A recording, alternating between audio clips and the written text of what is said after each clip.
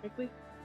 Do I want that? Do I want the recap? The recap is better than previously. I put time and effort because it into the doesn't want to recap. give me a seizure? Yes! I deliberately made it non-seizure inducing. That's very cool. So That's much better than last time. let me know when you're all up and around so that way I can queue it I'm up and I'm around. Okay, you're just looking at trials. Alright, so I'm not looking at shit. I'm just seeing a black screen. I see blue clouds. I'm seeing blue clouds and a little light. Possibly a fairy. Okay, now I see Or it. fey creature. Green grass and high clouds forever. Okay, so I am going to hit the play button on the recap thing, even though in all likelihood there will be enough of a delay that like I won't be able to narrate so you're seeing what you're seeing or something like that. Just push the button. I've already pushed the button. Push the button! So like the whole basic premise is I'm reviewing the fact that we had the Final Fantasy Adventure and Final Fantasy Adventure remake. Very cool. And then we had the Secret of Mana and Secret of Mana remake. I And already like. Ooh. We're still on Final Fantasy Adventure. There we go. And as you can see them side by side, it's like you can see how they changed, but not significantly. Ah. Like, you know, it was a remake, but it was just like kind of a Coda Paint remake type of It was an situation. attempted recreation. Yeah. Yeah. Now, we be talking about Seiken Densetsu 3, aka Trials of Mana, which initially, you know, when it came out, just kind of looked like Secret of Mana 2, which in all practicality it was. And now you can compare it It feels to... a little better, but that's about it. Yes. And you can compare it side by side with what we're going to be playing tonight, which is practically an entirely other game/genre. It's prettier though. It looks nice. It is nice. So I've got... It's the kind of remake that should exist by virtue of being a different experience. It is a different experience. And so just a brief review of things that happened. We've got Kevin. He's a werewolf. He killed his own dog, if you recall. I remember that taking like 20 minutes and it was nightmarish. Yeah, he got hate punched Kevin. by his dad really hard. He has to fight a jester or something. And then he got a fairy. And if you recall, we chose the bunny girl as our side character, or Angela, the magician. As is good and proper. Then the little sprightly looking blonde thing that speaks with a lisp. And like I don't remember of a lisp. You will regret that much harder in this version where she talks out loud. Yes, but you can't hear it, so it works out. But Yeah, it worked out for me. Only Bob has to suffer. Oh, and this version has a little cactus in Look it. at Crabbo here. Look at how good he looks. Full Metal Hugger. Oh, flower. He's adorable. That's a fucking rally ho looking dwarf if I've ever seen one. Yes, that is accurate. But yeah. I actually have a weird story about this game from before it came out. Go on. Oh, you tell. I just I wanted played... to... The editing on that was much nicer. Thank you. Yeah, Yes, much, much better. That'll be the last time we have to do it in this whole little run through, so congratulations or So- something like that. Go on. So I played a demo of this. Jesus, would have been in like August of 2019 at PAX at like a Square preview event. Like the one time that I bothered using any sort of connection to existing like fan site media was to get into a demo event that had this and Final Fantasy VII Remake. Okay. And this was like absolute, like my ability to care as much about this was absolutely obliterated by playing Final Fantasy VII Remake's demo right afterward and getting to play the like Guard Scorpion for the first time. That makes perfect sense. But I was the fact that I remembered this game at all afterwards spoke well of how much better of a remake it was than its predecessors. I was so sure you were going to say, and man, that Final Fantasy VII Remake wasn't shit compared to this. I mean, after that demo, I said, Final Fantasy VII Remake who? I don't know him. It is, in retrospect, kind of crazy that they released a gigantic remake of Final Fantasy VII and of all things, Trials of Mana within the same year. I think my favorite bit is we got the Super Nintendo version of Trials of Mana like a year before this. Yeah.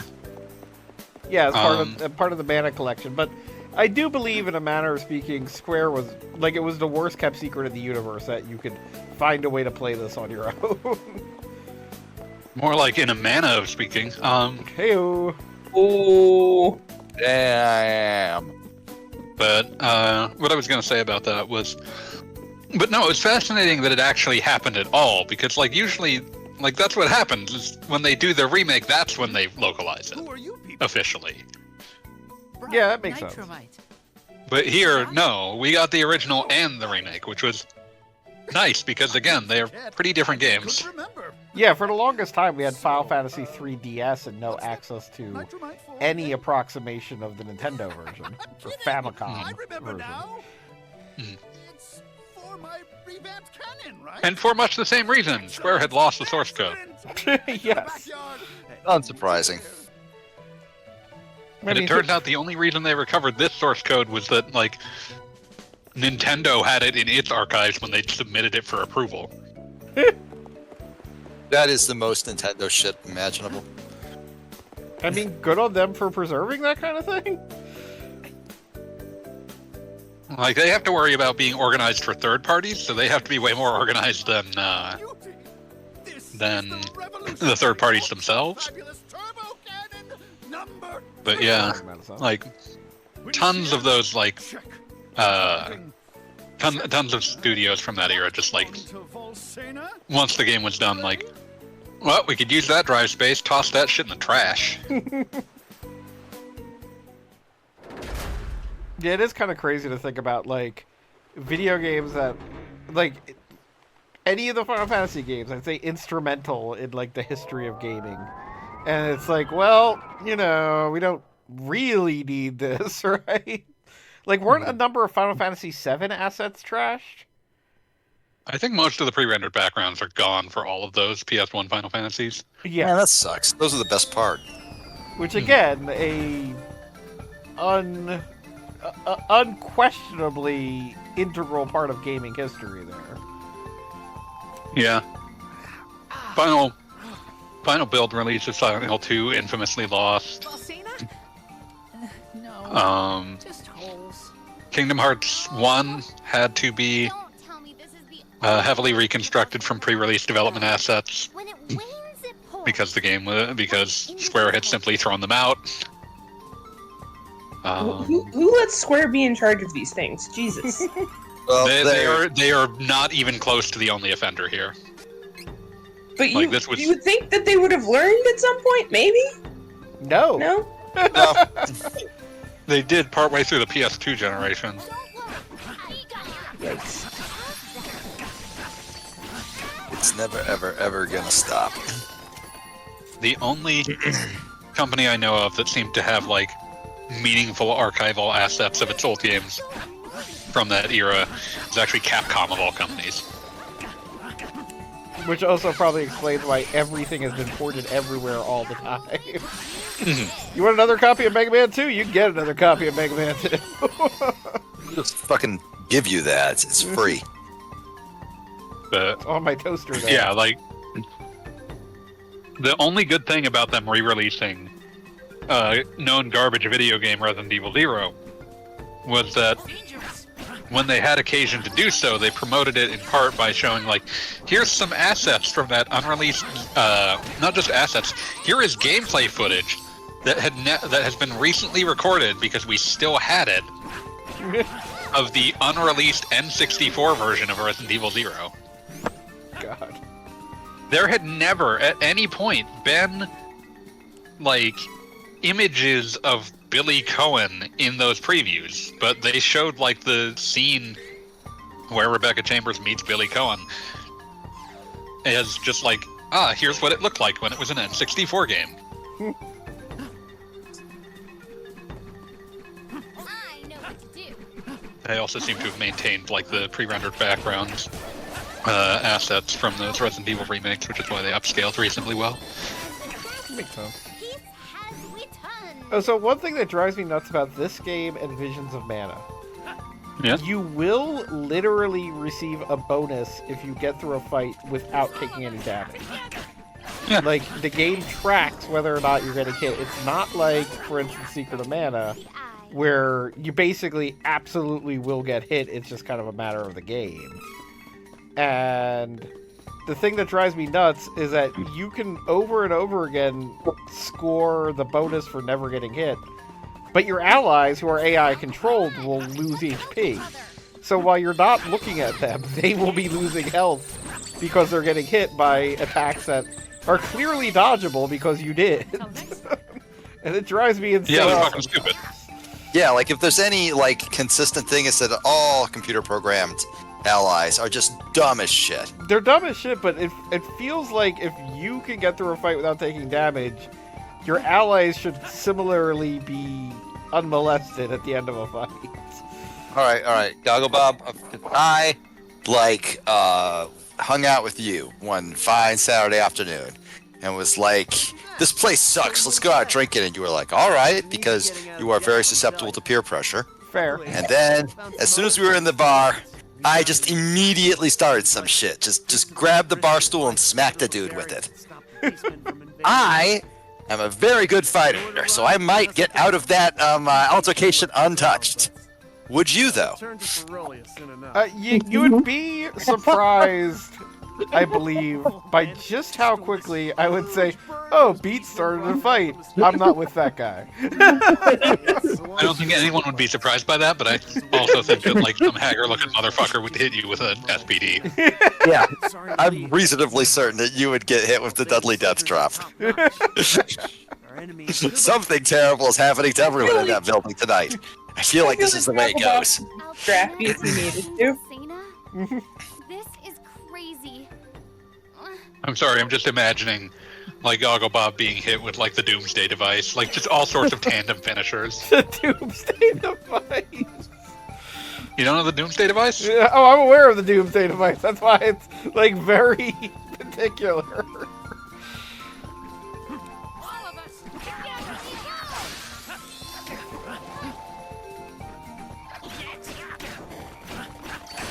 I personally would hit Goggle Bob with sweet chin music. Oh, why I oughta.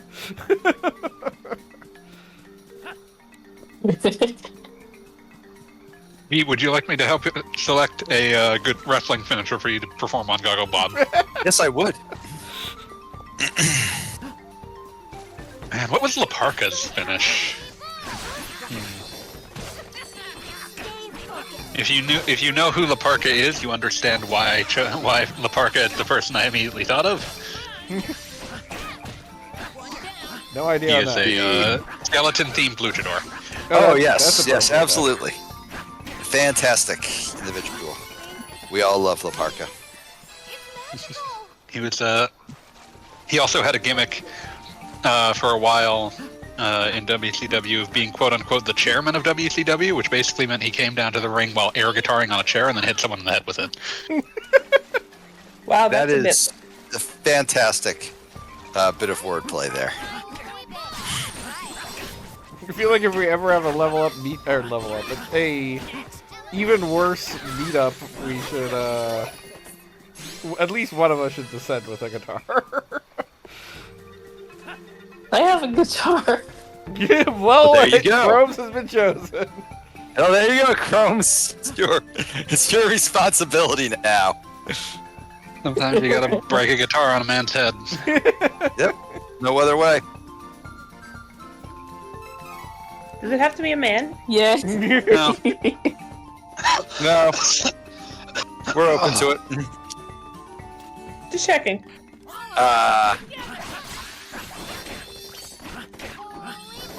Nope, nothing there. Nothing in the rule No book thought that by says them. it can't be a dog. So yeah, I would say that Beat should either hit Goggle Bob in the head with a chair, do a Laparkinator on him, or both. I'm willing to go for both here. I don't yet know how to do the Laparkinator, which is why I will need to spend 6 months training. Yeah, it's an Well, off the top time rope for the move. It's beat really cool training looking. There you go.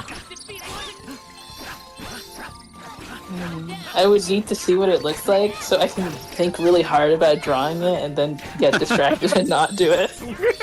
It's a very complicated flipping motion. I would not recommend drawing it if you were not being paid to do so. Yeah. I want to see it at least. I'll pull up a video. Yay! I just realized that I closed the window and no longer know where Gogglebop is. I'm in a cave. Don't worry. That's boring. Finish up in the cave. Stop caving. Somewhere in the snow. Yeah, in real life, I'm in the snow. It's really bizarre for Gogglebob's area to have more snow than my area. Yeah, that's something to do with like the ocean warming or something like that. Unfortunately. Can you like switch which character you're playing? Also, Yes, you can. Money is lucre, as in filthy lucre, like the Yes. Sex Pistols song. That's beautiful. Filthy. I'm gonna listen to the Sex Pistols now. What's stopping you? I'm nothing. That's why I'm doing it.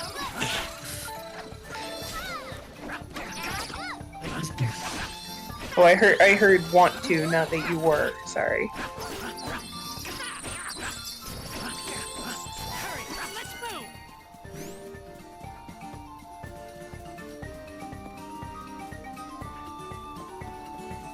Yeah, no, this is like Mole Bear Hills or something like that, where it's just a whole bunch of mole bears. They're those little blue Sonic the Hedgehog looking guys.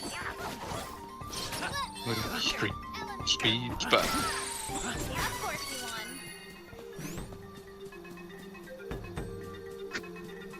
It's kind of funny because this is like basically what Visions of Mana will be, but it's not quite there yet. But my brain is trying to do things from Visions of Mana, and it's not getting there. When did Visions of Mana come out? This past year. early, like middle of last year, August, I think. Huh. I Its see. developer was killed immediately. Yeah, which was sad. That's just. I just expect that, like, oh man, they just released a really successful game everybody likes. So of course we took them out back and shot them. We actually weren't sure if the game was successful because they were shut down the day the game came out. Yeah, which was absurd. I mean, for obvious It was- reasons, but Yeah, in a rare weird case, this was not actually Square's doing. This was an outside contract developer that was owned by like NetEase, who decided they weren't interested in that studio, regardless of what they were doing, and so I would suspect had decided to shutter the company many months before, but decided that they did not want to like have to deal with the fallout of reneging on the contract that they had signed to deliver a video game. and Yeah, I hate everything I'm hearing right now. were they responsible Beth. for this game as well, or was that just kind of a No, this game's developer was a company like has been contracted by Square since they made the Romancing Saga 2 remake. Okay. Yeah, because I will state that playing this game back to back with Visions of Mana, there are so many similarities in gameplay that it's weird. Yeah, they have the same like producer Okay. and a few other like high-level creative talent. From what I can tell, Square did end up like eating a bunch of the people that were in the company that made Visions. So Well, that's like, ideal. No. I guess they were satisfied with it. I mean, I will say that having played through Visions, and we'll talk about it next week, but it's a good game. Like, it's got such a rare accolade. I mean, it's got its share of problems, but by and large, it's just, this is fun to play. I mean, most of its problems, I would say, are even just kind of, I don't know, plot related. Like, it's reductive, but it is what it is. Let's see here. Yeah. Okay, the first game in the Mana series was released in 1991. So you're telling me Wow. it only took them 29 years to make a game that was decent. I will say Yep. this game's decent. Yeah, so like 25 or so.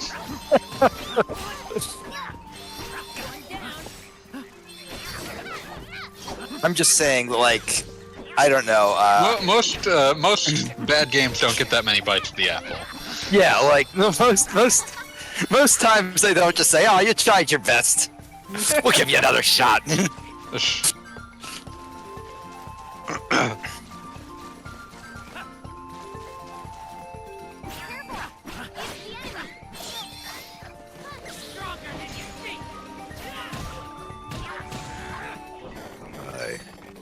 What was the video you released most recently, Goggle Bob? I need to dig this up now. Sword of Mana, I believe? Yeah, the GBA. Yeah, game. that sounds correct. God, like even you were a hater in that write-up. Well, Sword of Mana... And I was like, wow. Sword of Mana definitely does 100% Normally, what I you hate. normally try so hard to be positive. Sword of Mana is bad, but it's less pointless than Adventures of Mana. I mean, I might disagree with you because it throws so many words at a plot that already is just hit guy with sword, but it goes nowhere with it, and it's just like... I don't But know. it's at least attempting something, and I'll forgive a lot for at least attempting something. I mean, easier said than done if you actually, like, that's your Game Boy Advance game for the next 6 months. Like, yeah, it attempted something, and I just was not a fan. Like, there was a lot that I felt it had potential, and it fell short in practically every way.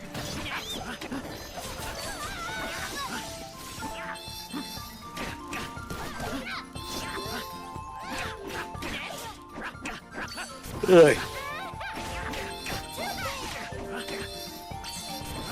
Still shaking. Get defeated without taking damage, and both of my allies are in the critical range. Listen, the game's not like you should just be happy the game isn't punishing you for that. I remember plenty of games that did that.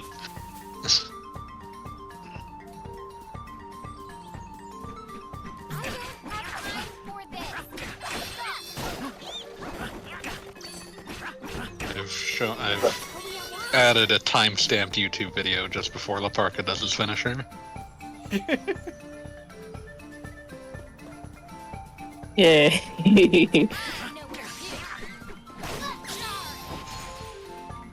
But we are paying attention, I swear. It's I'm okay. paying I'm significantly more a lot of attention than I Sonic used to. Hedgehogs. Wait, hedgehogs what? They're blue mole bears. Those blue streaks are speeding by. Okay, that was adorable though. And now they're dead. That's a very pretty background.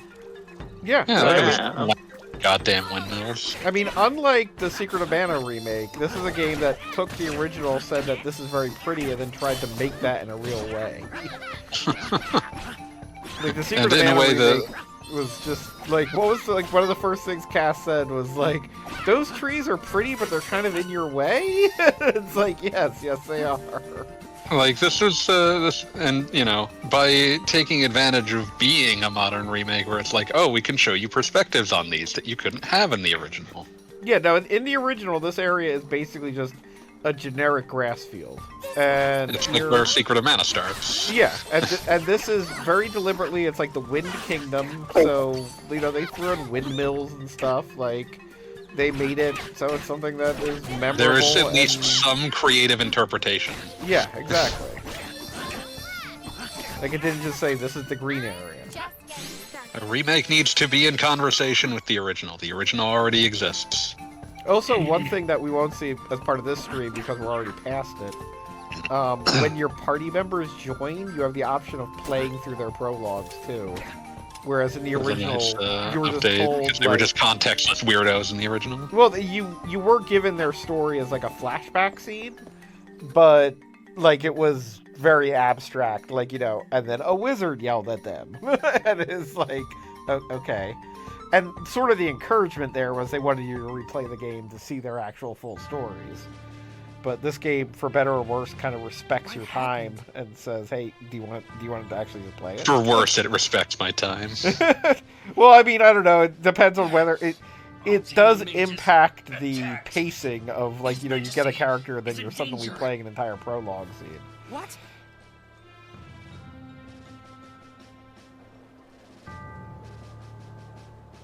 It's nice that it is an option, and it's also good that it is an option and not a requirement. Yes. Although it does do the weird thing of noting that any items and stuff that you find during the flashback prologue will not be retained, which is kind of like, all right, I really wanted those 2 pieces of candy, but I guess they couldn't figure out a way to make that work. Hey. Well done. So we're coming in the But middle also, of a thankfully, you don't wizard have to fight. replay them if you already played them before. Yes, that too. Yeah, if you already know their deal, you don't have to do it again. Look at this dork. Enemies And his from- multiple identical witches. Oh no! Gotta get to the king. 5 fabulous weeks of the Chevy Chase show. It's not just Valsanan soldiers. There are mages from Altena here too. Is this what you wanted, Mother? Everybody's dead. Hooray. Hurry to the Hero King. She fainted. Probably okay for And now. also, just a reminder, since we played Heroes of Mana, this is the official sequel. I don't care. Nobody cared. That was the game Heroes that of Mana that I was thought the was so- game that... I was just gonna say, that was the game, if you remember, it was so bad, I was like, let's play Zelda 2. Now Zelda 3. Excuse me. Goggle, It the was so goggle. bad you forgot which Zelda. Well, I was saying Zelda TOO, but Fanboy Zelda turned it into 2. a thing. By force of the gods.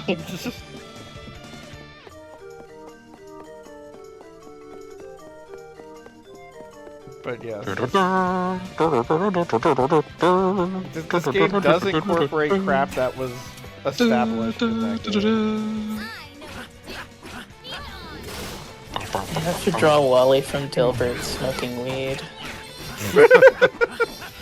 I know why you're saying that, but I choose to believe it was apropos of nothing. I'm just appreciating it because, like, he's saying it like it's like some sort of prison sentence. It is. Well, I was He's thinking more like trapped in a like- prison of drugs.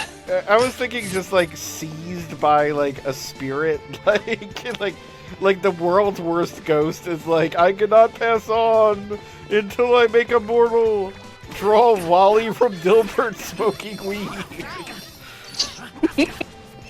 It is my spot in life. I wear the chains that bound me in life. And Wally of Dilbert smoking weed. I would watch this version of fucking A Christmas Carol. Just Ebenezer Scrooge visited by 3 different ghosts who all try to get him to draw Wally from Dilbert smoking weed. Does not learn a goddamn thing. Just like, I can't believe I had to draw Wally from Dilbert smoking weed 3 times. I don't even know what a Dilbert is. No, I maintain that he doesn't do it 3 times. It takes the entire night to convince him to do it once. And then, like, the next day he wakes up and, like, the drawing is next to his bed. Like, you there, what day is it? It's not November, sir! Oh, God. Just Scrooge completely misses everything. Hope I'm never visited by 3 spirits again. They did it all in one night. They can do that, you know. God, now I'm just imagining like a horrible like Christmas Carol prequel that just like has to nod at the fact that A Christmas Carol has to happen afterward. Oh, I hope I'm never visited by 3 spirits again. What are the odds of that? I'm imagining the prequel that, like, it sets up the secret origins of the ghosts. And, like, Ebenezer I don't Scrooge, feel like they were that mysterious. Ebenezer Scrooge is just being a dick casually in the background. Do they not do that in the story in the first place? No, they don't establish, like, why are these ghosts like this? Like, Yeah, like, they don't need to. It's just... well, of course shit not. happens. That's why It could be prequels. our very own They give you Dickensian version. Jacob Marley. Why does Han Solo wear a vest? I was gonna say it could be our very own Dickensian version of Solo, a Star Wars story. Oh, God. I don't feel like we deserve that as a society. That's hateful. We all have to sit here and wonder what that film would have looked like if it had been left in the hands of, like, if Disney had not been like, you're not being reverent enough to Han Solo. You're not being reverent enough to Han Solo. We're giving this to Ron Howard. I mean, Harrison Ford is pretty awesome, but like, Harrison Ford doesn't give a is- shit. Harrison Ford Is the would love it if you least didn't. reverence to Han Solo imaginable. that's Yeah, not- it's Disney that was like, no, we bought this. It's important. It's important. Why is he named Han Solo? Is it because somebody gave him a stupid name at one point? I don't know. Wouldn't that just have been the name his mother gave him?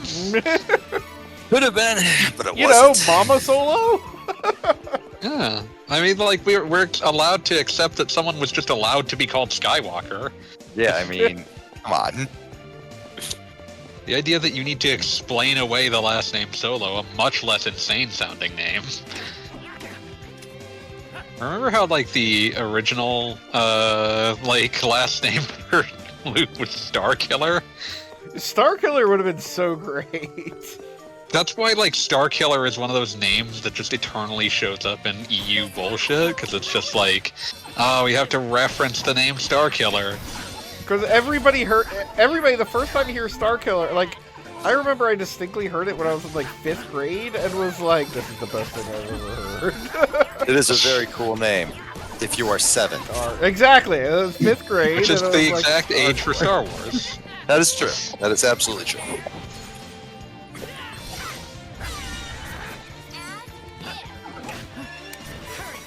Yeah, I'm showing it's this. not the I'm showing future's as many fault. 7-year-olds as possible Rogue One and Andor. It's not the future's fault that so many people made Star Wars their entire personality after seeing it at 7. It is also not the future's fault that like a few dozen of those currently are the only things that control Star Wars.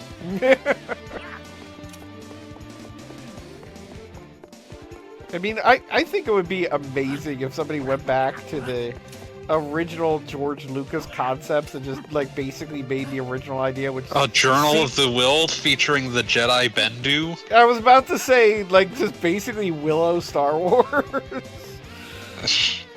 Mace Windy. Yes! It'd be kind of hilarious if it has, like, an anti-Star Wars effect where everyone's just like, oh, wait a minute, I just realized this was always stupid all along. I'm actually working on kickstarting a film adaptation of Splinter of the Mind's Eye before Disney like sues me into oblivion. God, that reminds me. Like, I always loved that period when like people would just like make Kickstarters for things that didn't make any goddamn sense. I mean, My first go on. I was just, yeah, one go of my on. first favorites being Super Mario RPG 2. I mean, my favorite was always, like, there was, like, the one portion of the Kickstarter where it says, like, what are some possible problems you might have? And it was basically, if anyone ever finds out about this, like, nobody call Nintendo and we'll be just fine.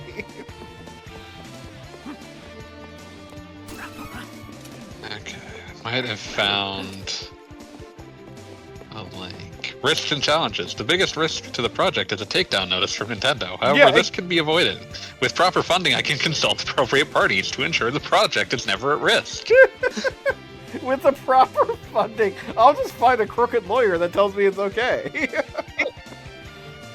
Well, I think it's more if they had enough money they could pay for the IP. Yeah, of Mario. Funding canceled. Of fucking Funding Mario. canceled. $93 for 20 people spent. Were willing to pledge $93 for this object to exist in 2017. What was their goal? 10,000, which is also insane. Even in today dollars. That's gonna buy a lot of eggs. Don't talk to me about eggs. Apparently the ones I have in my fridge have a sell-by date of December 10th. I would probably just dump those directly into a trash can. The eggs are ripening nicely. I've Wait a Oh. minute. They Eggs haven't don't made me ripen. They haven't made me Oh, sick am I yet. supposed to make egg bread now? Eggs don't ripen. Don't keep me waiting. I'm on the job. Be careful, or they'll start hatching chicks. Not in the That's fridge, actually they a better won't. case scenario than what's going to happen. That's a stupid question, but it might be. When you switch characters, they all just change positions instead of the camera just inching to the left a little bit. Yeah, That's weird to me. understandable. I get that, like, from a gameplay perspective, they probably didn't want to disorient you by having the camera suddenly swing over so that you're controlling some other person. But And I don't know. interestingly enough, when you get the visions of mana, they're like, "No, that was dumb," and they swing the camera around like recklessly. See, I don't know, I feel like that's the sort of thing that can't succeed or catastrophically fail. And there are games where, obviously you would just switch the characters for character swapping. And there are games where, no, that's a stupid thing to do. Sonic Heroes, which is not, unfortunately, a very good video game, does the character swapping, which makes sense in a game about running as fast as you can. It's one of the few choices that game made that was probably correct. Everything else about the game It is just feels like trash. Sonic Heroes is a game that feels like they started with this idea of oh, you have 3 distinct characters that you use to get through each situation as fast as possible. Running's not always the fastest thing to do. Yeah. But then, they never figured out how to design levels that did or even encouraged that. Yeah, Then no, they there's... remembered it was a Sonic the Hedgehog game, and fast is Yeah. the only way. Yeah, fast Well, is no, good. the idea that there are multiple ways to be fast is reasonable, but they never figured out how to make levels that encouraged that.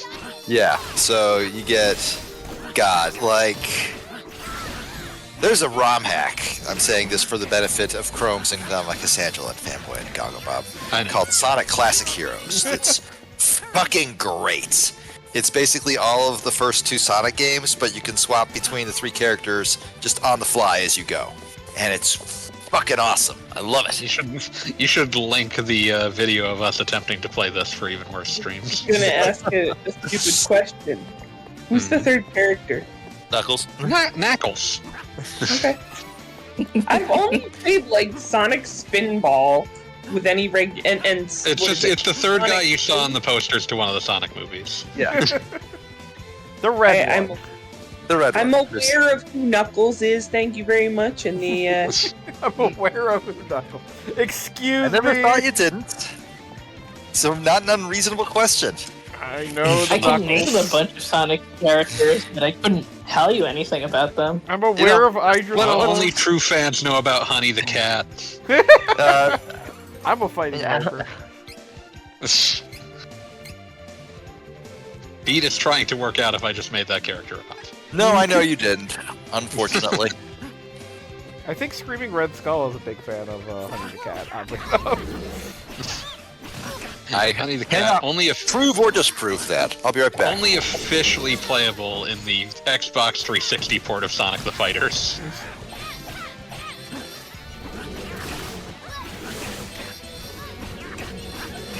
fighters versus fighting the Vipers. I mean, fighting the Viper really does sound like a Sonic character. Like, there's no question about that. We've already got a character named Viper. Fang the Sniper. Fang the Sniper and fighting the Viper. Did you ever hear about the original team lineup for Sonic Heroes? I believe you have actually discussed it before, but go right ahead. Sometimes you need to know about the fact that they planned for there to be like 6 of these goddamn things. And like no Shadow, right? Nope, no Shadow, dead. Still dead. The initial team lineup: Sonic, Tails, and Knuckles. Amy, Cream, and Rouge, I guess is like Team Girl. Of course. Chaos, E102 Gamma, and Big, I guess just Team Adventure.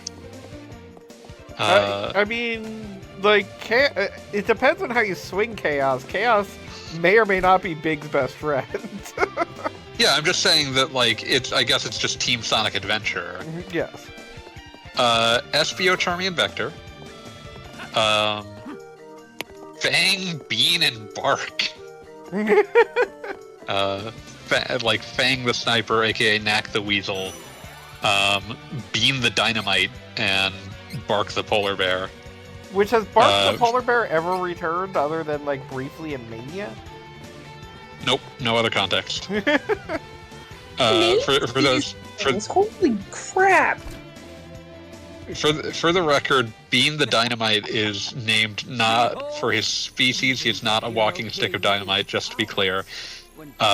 He is named for obscure 80s arcade beat-em-up dynamite ducks. I remember that one. Played it on a Master System emulator. Yeah, the arcade version's a lot better, but it's a cute game. And the final, most baffling team of all, Metal Sonic, Ray the Flying Squirrel, and Mighty the Armadillo. No idea what the fuck they're going for there. I mean, I just like the idea that the characters that were in Sega Sonic the Hedgehog, the trackball arcade game. God. And also, just in general, I would be down for yet another situation wherein a potentially noble animal character cannot identify Sonic the Hedgehog because for some reason everyone in that universe is like hedgehog racist, and it's like you're Sonic. Even the other hedgehogs. Even the other hedgehogs. Are you all right? One of the most deranged scenes in any fucking Sonic game is like fucking Amy Rose, a character whose entire gimmick is I follow Sonic around, seeing Shadow, and it's like, is that Sonic? I mean, I love the concept that everybody in that universe is hedgehog racist and cannot distinguish them at all. like, do you think like the creator of Sonic the Hedgehog had face blindness and was like, I will impart this to all of my characters? Forgive me. I meant no insult. You can't just Is Yuji Naka out of prison yet? Struggle to tell them apart. He was never actually in prison. He was always on probation. Ah, bummer. And/or some house arrest. My apologies, Princess. You may I learned the weirdest things from you guys. Now is not the time. Oh, he did. He the criminal mastermind, creator of Sonic the Hedgehog, Yuji Naka, did an insider trading. A very obvious like one. trading, yeah. Yeah. Like, you have to be punished or we can't have laws anymore, insider trading. Like we do insider trading all the fucking time.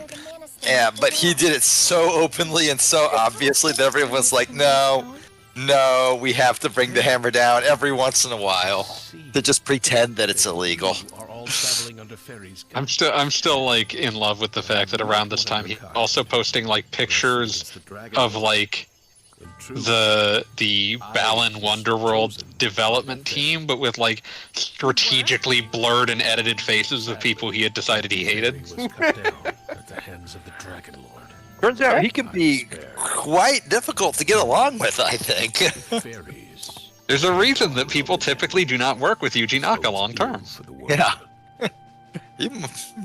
He's sort of an asshole. 8 mana stones exist in the world. Oh, fanboy, did you see the pictures of the Switch 2? They're just pictures of it on Amazon now. Fire, wind, light. Oh, I did not see that. I would imagine it's not terribly exciting. I would imagine it is just a slightly differently shaped Switch. Congratulations, you got it in one. Doesn't it have like more rounded edges? We have already located I don't know, who the gives a location fuck? of light and earth. Lumina? Somebody's gonna pay money for it. I mean, I will. Yeah, I I like mean, I'll Nintendo buy game. Switch 2 on day one. Like, I bought my Switch on day I one. will absolutely. I'm day one. Yeah, I bought my Switch on day one, and you would not imagine the sounds it makes now. How many years has it been? Mine is longing for death. It seeks a death that will not come. It's like, It will be My original days in March. Switch is cracked open quite horrifically in the back, but it has been plugged into the main TV. It never leaves stock, and it plays exclusively Puyo Puyo 2. And I consider that to be a noble retirement. that's a win for everyone. That's it. Getting to like live on a farm somewhere. Yeah, that's a actually sent your dog to live on a farm. Please, Papa, can we play the Puyo Puyo again?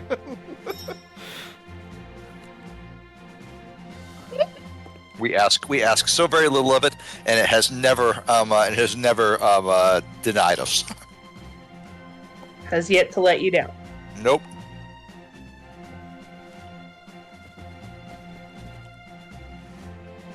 I always love in a game where, like, the castle guards all look generically like the same guy, and one of the main characters is like, I used to be a castle guard, and they are just Link from, like, Zelda. Like, I know you are a hero, don't worry, buddy. That's exactly what happened in Hyrule Warriors. Oh yeah, 100%. Where I guess Queen Zelda and Impa are like talking about how like, well, I guess we should find the hero. And they look outside, and Link is just among the castle guards, doing castle guard shit. Which all the castle guards look exactly the same. All the castle guards look exactly the same except Link. And he's got a literally, that's me there with the detail. Like, here I am. Hyrule Warriors. I think I wrote a fucking book about that one at some point. I don't know.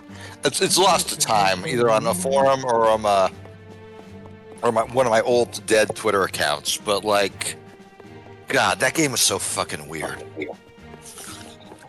Well, I mean, I wrote the entire post that's still available on my website because my website is real and strong and powerful. But Your website is real strong on your friend. Exactly. I think you focused on different aspects of it than Well, I I did. focused on the fact that it is 100% an anime dating sim. Like the characters are all carefully configured to be like these are all Link's potential mates. Complete They with all the fact, slot nicely into those archetypes. Yes. yeah, like that one's the Tsundere and whatever, and then just also the fact that the main villain is a character that is just obsessed with having sex with Link. The plot of Hyrule Warriors, for those for the uninformed in this call, so all two of you, is that there's this spirit of time or whatever. She's some sort of like I think she's an oracle. minor. She's some sort of minor god. Doesn't matter.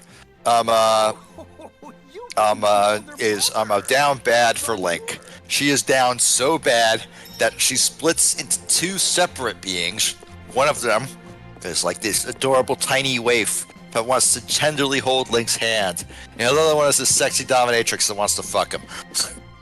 And the sexy dominatrix And will it turns go. out they're the same girl. And the sexy dominatrix goes as far as creating like a shadow clone of Link for combat purposes. Uh-huh. Yeah, sure. Sure. We all totally believe that. You get to her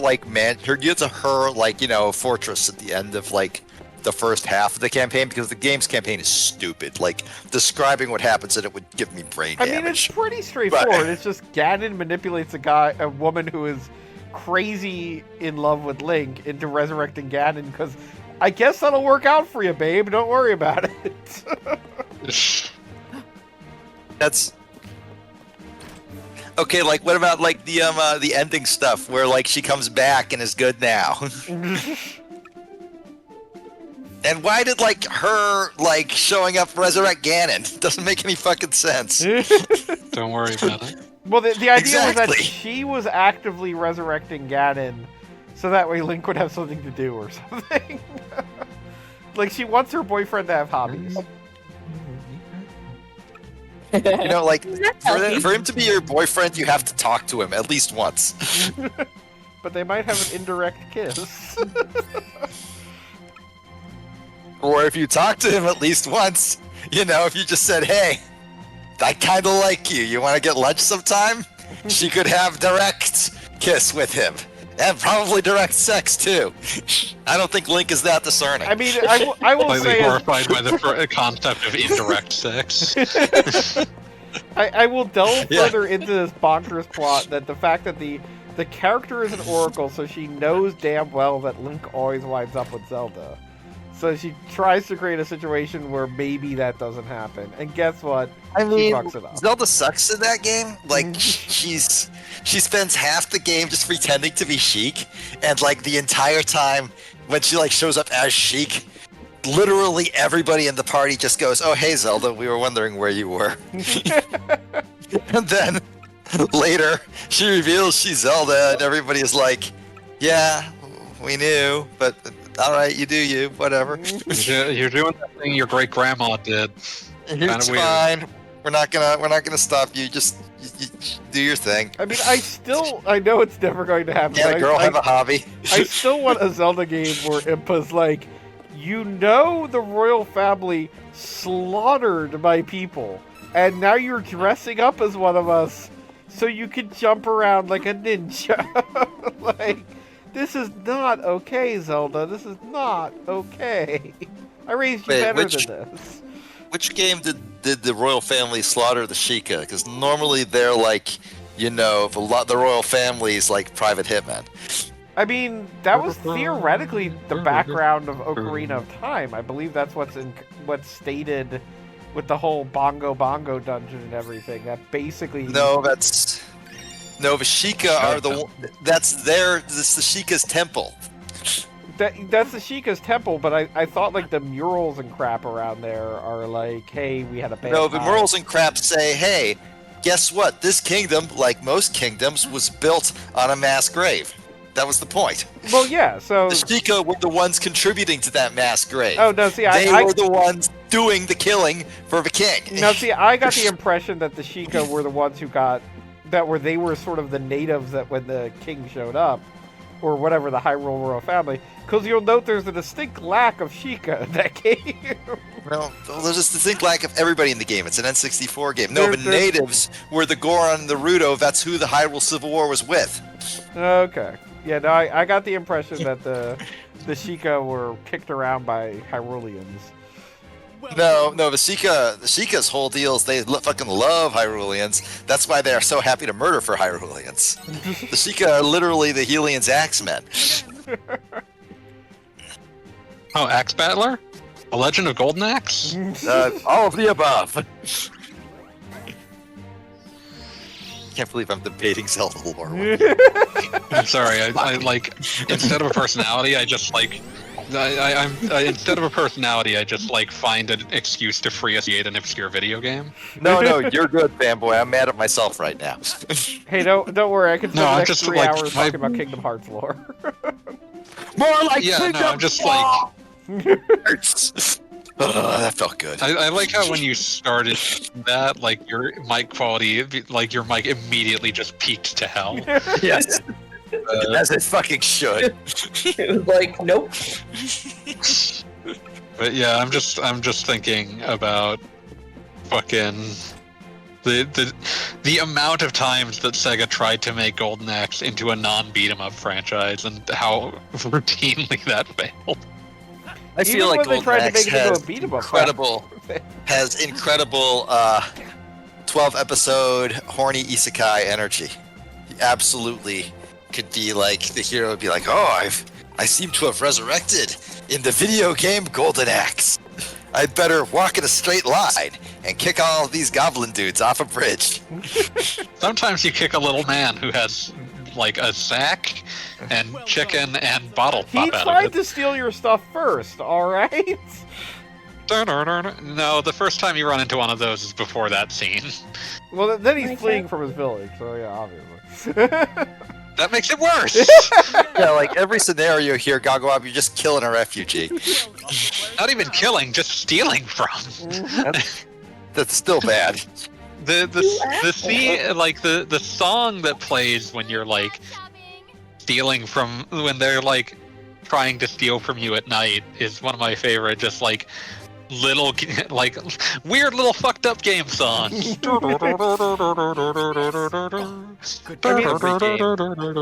a few just absolutely bizarre ditties. I mean, I will state that game, it presents the beating up little dudes with sacks as like a bonus game, and as far as I'm concerned, they hit the nail on the head because that was my favorite part of that game when I was a kid. Like, I am going to beat up these little guys with their sacks, and I'm going to get my magic points. I feel like we need a running tally of how many times you've said sack. Unsock? Back. I'll put them in my little sack.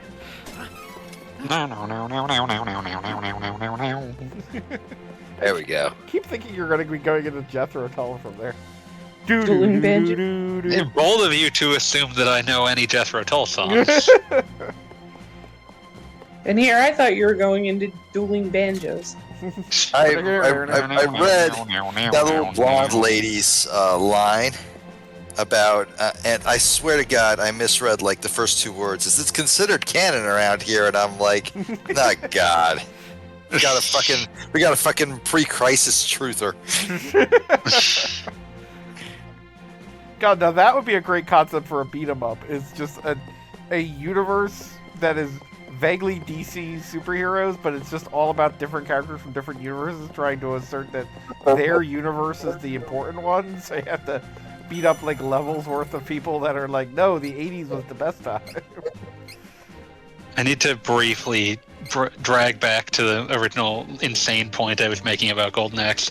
There are two Golden Axe games that are rip-offs of two completely different Zelda games, neither of which anyone has ever played other than me. Okay, I mean, what are they? the first one was on like a number of Sega collections, so I feel like it's Yeah, Golden Axe Warrior showed up on a few places. No one played it, but it is there, and it is nakedly Zelda 1. There are like huge swaths of the map that are just Zelda 1. Yeah, I mean, just straight up, the first dungeon is just like one to there one. is an argument that this goes from like ripoff and into this might actually count as plagiarism in certain places. This is probably legally actionable. Yeah, So you guys just travel by shooting yourself out of a cannon? Yes. Yeah, that's Mana tradition. All right, cool. It's also a Mario tradition. Yeah. The other one That's is very true. Axe Battler, a Legend of Golden Axe, which is specifically a Zelda 2 knockoff. Huh. When did it come out? Wow. 1991.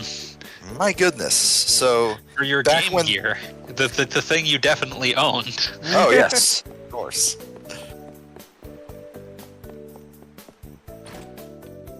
Head to Beezer? Still bothers me that Axe Battler does not have an axe. This seems like the kind of thing they battled should have them figured all. out. Right? That's a dumb name. He didn't even fight all of them. There's like one of his best friends is Gilius Thunderhead, who wields a giant axe. Also worth noting that Gilius Thunderhead, like, That sounds like a porn name. he straight up dies in the one Golden Axe game, and then since that winds up being the end of the timeline, he then became like the most common cameo character. So like one could assume that like Sega All-Stars Racing is just like heaven for Gilius Thunderhead. Like it's the only thing that makes sense. This is Valhalla to him. Yeah, this is he dies and faces hedgehogs on the field of battle. Yeah, I love Gilius Thunderhead.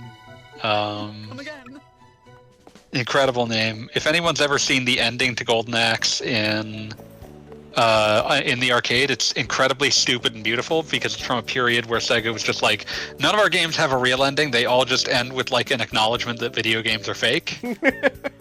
But in progressively weirder ways.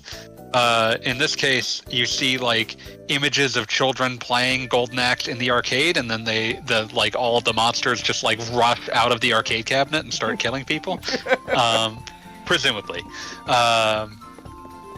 I think Altered Beast ends with like a bunch of images showing that like all the beasts are like costumes. Yeah, and this is, Altered like Beast a movie or ends something. with like all the characters taking off their costumes, and it's kind of great because like the villain and stuff is like, oh hey man, like cool, like we're gonna hang out. And I think like they have literally a dude comes out of like the chicken leg, like implying that even like the horses and stuff, in a manner of speaking, are just people in costumes. It's so bizarre. And possibly my favorite of all is that Phantasy Star 2's ending is completely fucking insane. Because it then turns out that like everything that happened in the game was caused by people who fled from the apocalyptic Earth, and your characters seemingly just kill everyone. All the remaining humans are fucking over. I thought the implication there was that they all died fighting, like because the humans had a whole fucking army. The humans are mostly a bunch of like ancient dudes in robes, and the implication from ancillary material is no, they got up, they're fine. Oh, okay. Yeah, I always thought like it was, you know, a sort of like, okay, we're gonna face down this entire army, and we might not be able to get all of them. Because Phantasy Star 2 is mostly like a horrible story where nothing good happens. But yeah, so like I always thought the so like from like watching the ending, I haven't beaten it. Yeah, if we just look at the term of the art, if we look at the art by itself, it makes perfect sense to assume that they all died.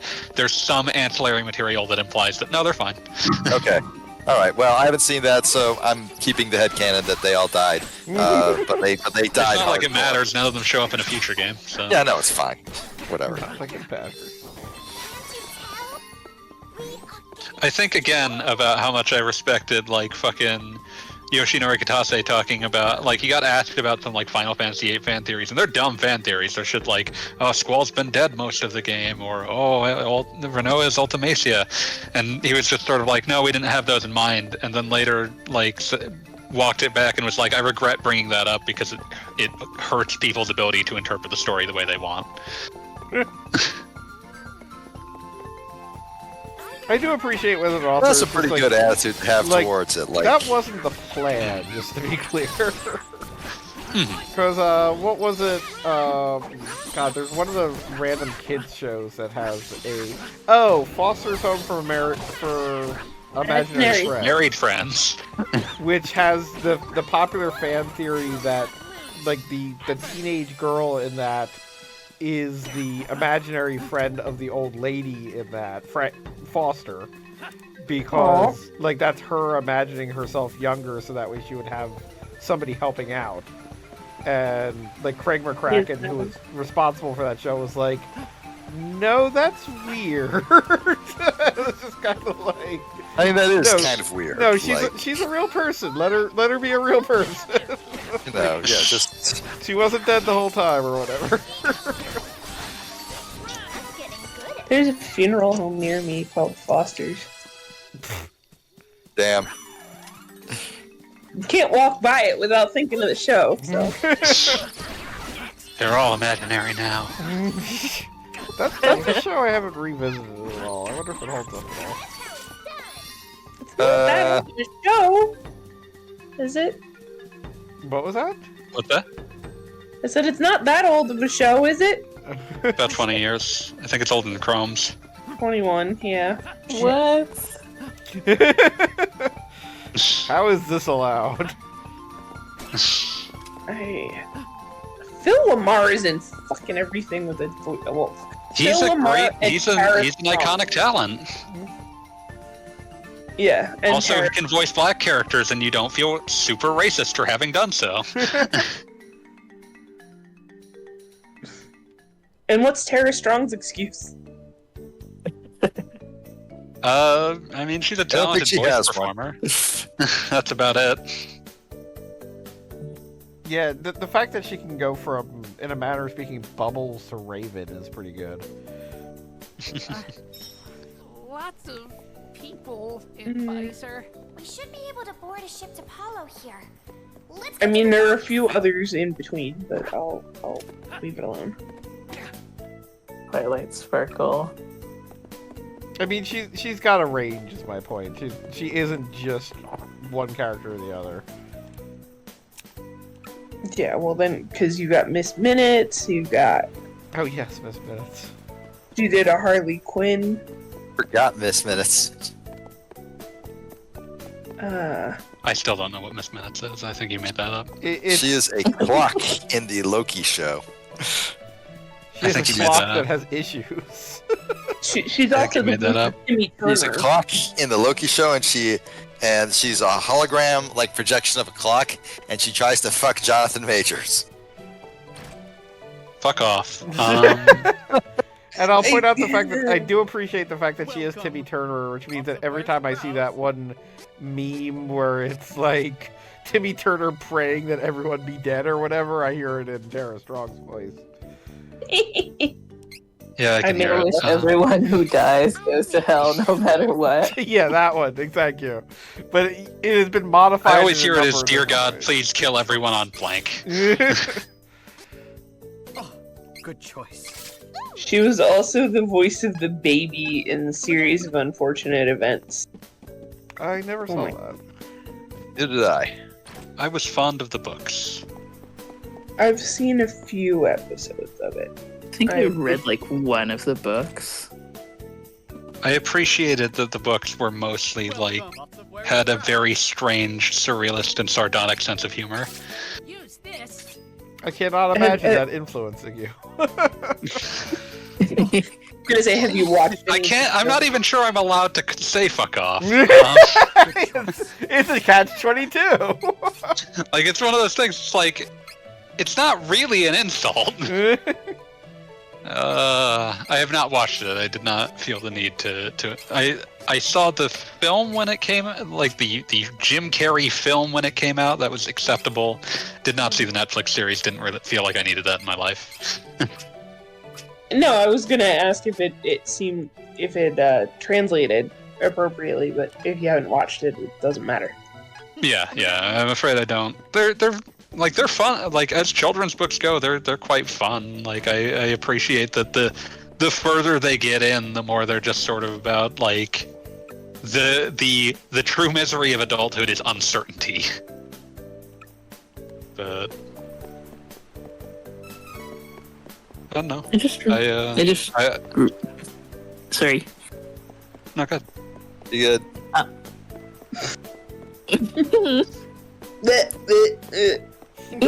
Which one of you broke Chromes?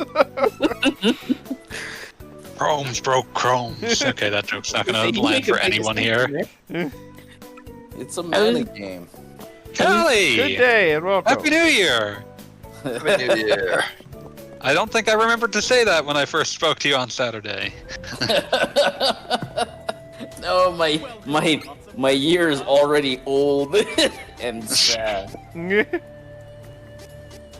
I was gonna say that I was like I didn't really read a series of unfortunate events, but I did read like one of Lemony Snicket's books, and I was like I was trying to remember which one it was, so I just I just looked up all the books he made, and like it was like a picture book called The Dark. There's one of the weird like indulgences of that franchise that I appreciate is like the way that like Daniel Handler like introduces the meta-textual element of the character Lemony Snicket, who is the supposed author of the books, but who also is like a character within them in a very like crude fashion. It's weirdly high concept for the kind of books that they are. I was gonna say that's the one that was played by the guy whose name I can't remember, so never mind. And you didn't watch the show, so it doesn't matter. The other thing that I love about it is that when he would show up for like author events, he would say that he was not Mr. Snicket, he was Mr. Snicket's handler. Great joke. And like no notes. Warburton. That's what I was thinking. Everyone loves Patrick Warburton. Yeah, that's a good choice. That guy's great. He was Lemony Snicket in the series. I can see him carrying that. I may have just watched The Emperor's New Groove in the last few weeks, so. Excellent. Great movie. Honestly, one of those things that's like, you know that Disney never would have made that on purpose. And Oh, yeah. it's way better for it. It's one of those things where it just sort of happened, and everyone was powerless to stop it. Like their original version like went into production dumpster fire status. I mean, their original production got its own like documentary of how it kind of Which they failed. suppressed for decades. Yes. Oh. Yeah, the Sweatbox. It like there is a version of it found its way online. That's the only way you can get it. It's a weird ass. It was a weird ass story, but it was originally supposed to just be a documentary about like they were having Sting compose it or something, and so like here's a documentary about how the music for iconic Disney film Kingdom of the Sun was created, and then it turned into here's the reason why everyone involved was insane, and Kingdom of the Sun never happened. Well, that's particular. It's a very interesting story, but yeah, I think ultimately The Emperor's New Groove is a much more is a film that has a much more lasting impact than I think Kingdom of the Sun would have had. Oh yeah. Oh yeah, 100%. And never mind. Like, I mean, maybe there's an alternate universe where people are like talking about how Kingdom of the Sun is their like favorite Disney movie or whatever, but I feel like it would have just been, from everything that I've ever seen, I feel like it would have just been another Pocahontas that is like technically interesting, but maybe not like, what's the word? Like no child would choose to watch this. There's a particular word that I would think that would work fine here, but whatever. Maudlin? Like just the basic. Like I feel Banal? I was the right age for Aladdin, and I think everybody who watched Aladdin that was my age, came away from it either if you were a boy you wanted to be Aladdin, if you were a girl you wanted to be Jasmine. Like it was just like it absolutely It was an iconic film. And similarly, like The Little Mermaid, I feel like was the same deal, wherein if you were a girl, you wanted to be Ariel. If you were a boy, you wanted to be whatever that guy's name is.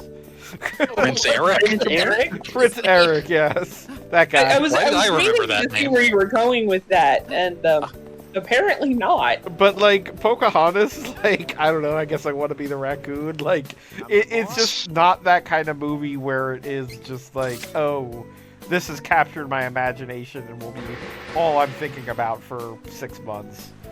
So wait, you'd rather be Prince Eric than Sebastian? Yes. One of them is more of a ball of anxiety, which means that like that's much closer to what I am. I was about to say I hate to say it, but I am Sebastian. I get what you're saying here, Cassandra, with like the idea of like, oh, do you really want to be this boring nobody character who just sort of shows up in the last 20 minutes and has a hot girl like just all over him? Yes, of course I want that. Did you see him harpoon Ursula? Like, dude's got an arm. Soon to be the world's first Major League Baseball pitcher. I mean, I will say I feel like I've been Sebastian in some relationships I've been in, where it's just kind of like, yeah, like well, I don't know if we should be doing this. Yeah, like and then he starts singing like Under the the Sea. alternative. Yeah. Like the alternative is I could be like this awesome dude that's a prince and like has 2 hot girls fighting over him, or I could be a crab with anxiety. Okay. That's fair because I was remembering Sebastian as more of, he's the confident singer. But that's the only time that he doesn't seem like he just sort of thinks he was dead. Yeah, all the other We times. have completely different memories of this character, so we're just gonna move on. Under the sea. Under the sea. Darling, it's better down where Also, it's he wetter. couldn't Take even it get from he couldn't me. even get them two to kiss. Yeah, he had one Yeah, like- job. He could not even. He was not even a proper wingman. Hollow Port is now a territory under the control. Well, he of would have the Seaweed is scared always off greener. the prince if he Somebody actually else's lake. You dream sang about to going up prince. there. That is a big mistake. Would you not Oh, be man. completely The world startled and around off you, foot right by here on a the ocean fucking- floor. I can't hear you over fanboy singing. What is you looking for? Under the sea. So I'm willing to Under wait. the sea. Darling, it's better down where it's wetter. Take it from me. Up on the shore they work all day. Out in the sun they slave away. While we devoting full time to floating under the sea.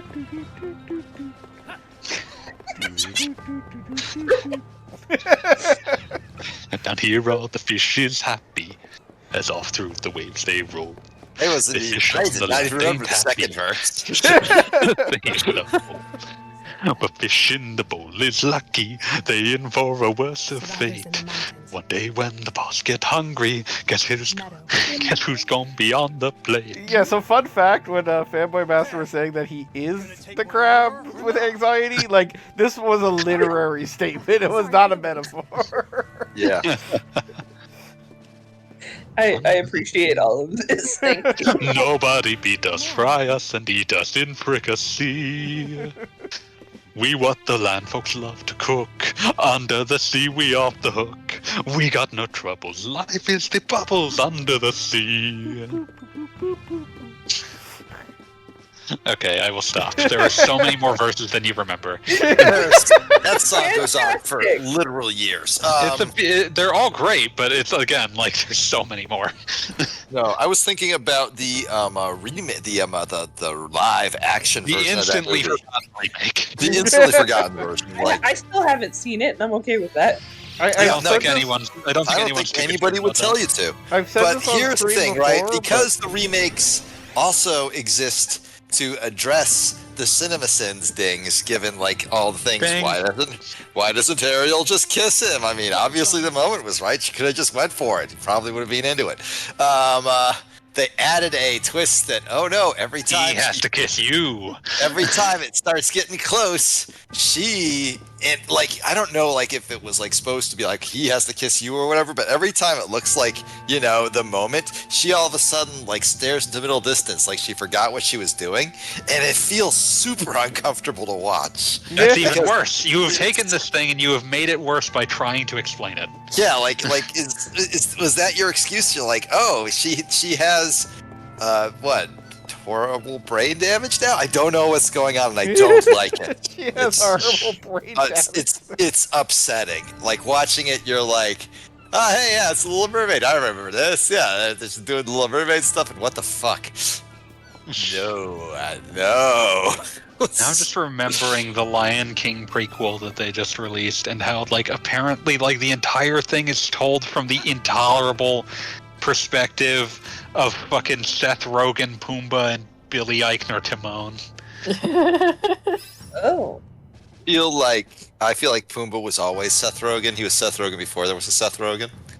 I believe that there is, in fact, a cut of The Lion King that Seth Rogen just like burst out of the film grain, fully formed, screaming, "Who wants to get high and stay that way forever?" I do not feel that the original Pumbaa exudes that energy. I can literally not tell the characters apart in the live action. Yeah, because they're all basically like they're all slightly different semi-realistic lion models. Yep, they're all. It's like if you showed me two black cats and said one of them is Mindy and the other one is Caesar, and asked me to identify which is which, I'd be like, I don't know. I Fuck will you. state that I grew up with 3 black cats, and one of them had white paws, but 2 of them were just two black cats, and I love those cats more than anything. And I had times when I was like, "Wait, which one are you? Which are you? Like, tell me which one you." Oh, okay, yeah, okay, you're this one. I know who you are. Instantly, they had rhyming names, Thank you, so it was even Murderface. more confusing. I'm glad that that was identifiable.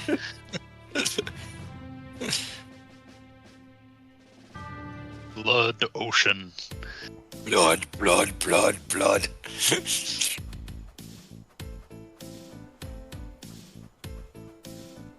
I'm like trying to summon up enough Murderface to start ranting about wanting to get Planet Piss off the ground. Guess I'll have to delay Planet Piss. Guess I'll have to delay Planet Piss. I think just the problem is that I'm afraid it's going to get bigger than Deathclock. I would say one of my favorite episodes of Death Clock is the one where like they end up sort of like sponsoring a rap rock band. It's very obviously just crazy town. It's very obviously just crazy town. And they find out that they all have serious heroin problems, so they just record the entire album all by themselves. And then the night that that band gets to open for Death Clock, the fans just storm the stage and murder them. For the intolerable sin of not being Death Clock. Sounds fishy. We should go to that meadow. Fine. Mountain climbing isn't my forte. But You can't hear it, but when Charlotte speaks, it's annoying. Oh, I was wondering, like, are you playing in English? Yes, 100% English with voice acting. Which one's Charlie? Charlotte is the one that is the little sprightly character. Okay, so like you have the three genders: boy, girl, and scrungo. Exactly. I heard she speaks entirely in ooh speak. Yeah, she's like, I'm a grown-up woman. Why would you walk like this? Like that. The entire like quote-unquote joke. Like you even in this game get to play through her introduction, where the entire point is everybody in the entire Vatican is like, oh look, it's little Charlie, and she's like, God fucking damn it. You will respect my authority. You will work with this. I'm not sure if I know that's offensive or not, but like, part of me is offended. I mean, I'm just doing light Elmer Fudd here. Elmer Fudd light. I am now thinking about like the fucking one of my favorite like running gags in the sitcom community. It's just like the notion of like all of the deranged classes that occur at this college, and one of them is just like there's one brief clip of just like a class that like the entire thing is Baby Talk 101, and you just see like this like 60-year-old looking professor being like, "Who's ready to learn?" What was this? This is from the TV show Community. I don't even remember that episode. Okay. Yeah, it just shows up in one of the fake clip show episodes. Oh, okay, that makes sense. I believe it shows up in the episode where they're all at a shrink that like I think Abed's been forced to go to. Hodgman in it. Yeah, that's the shrink. That's the fake shrink. Okay. And he spends the entire time trying to convince them that like the community college never existed. There's no such thing as community college. he's just like they catch him after they leave. They catch him trying to escape out a window while talking into a phone. I think I got them to buy it. It's fine. I had to do a little. I had to get a bit creative there at the end, but I think they bought it. My name is Professor Robinson. Who's ready to learn?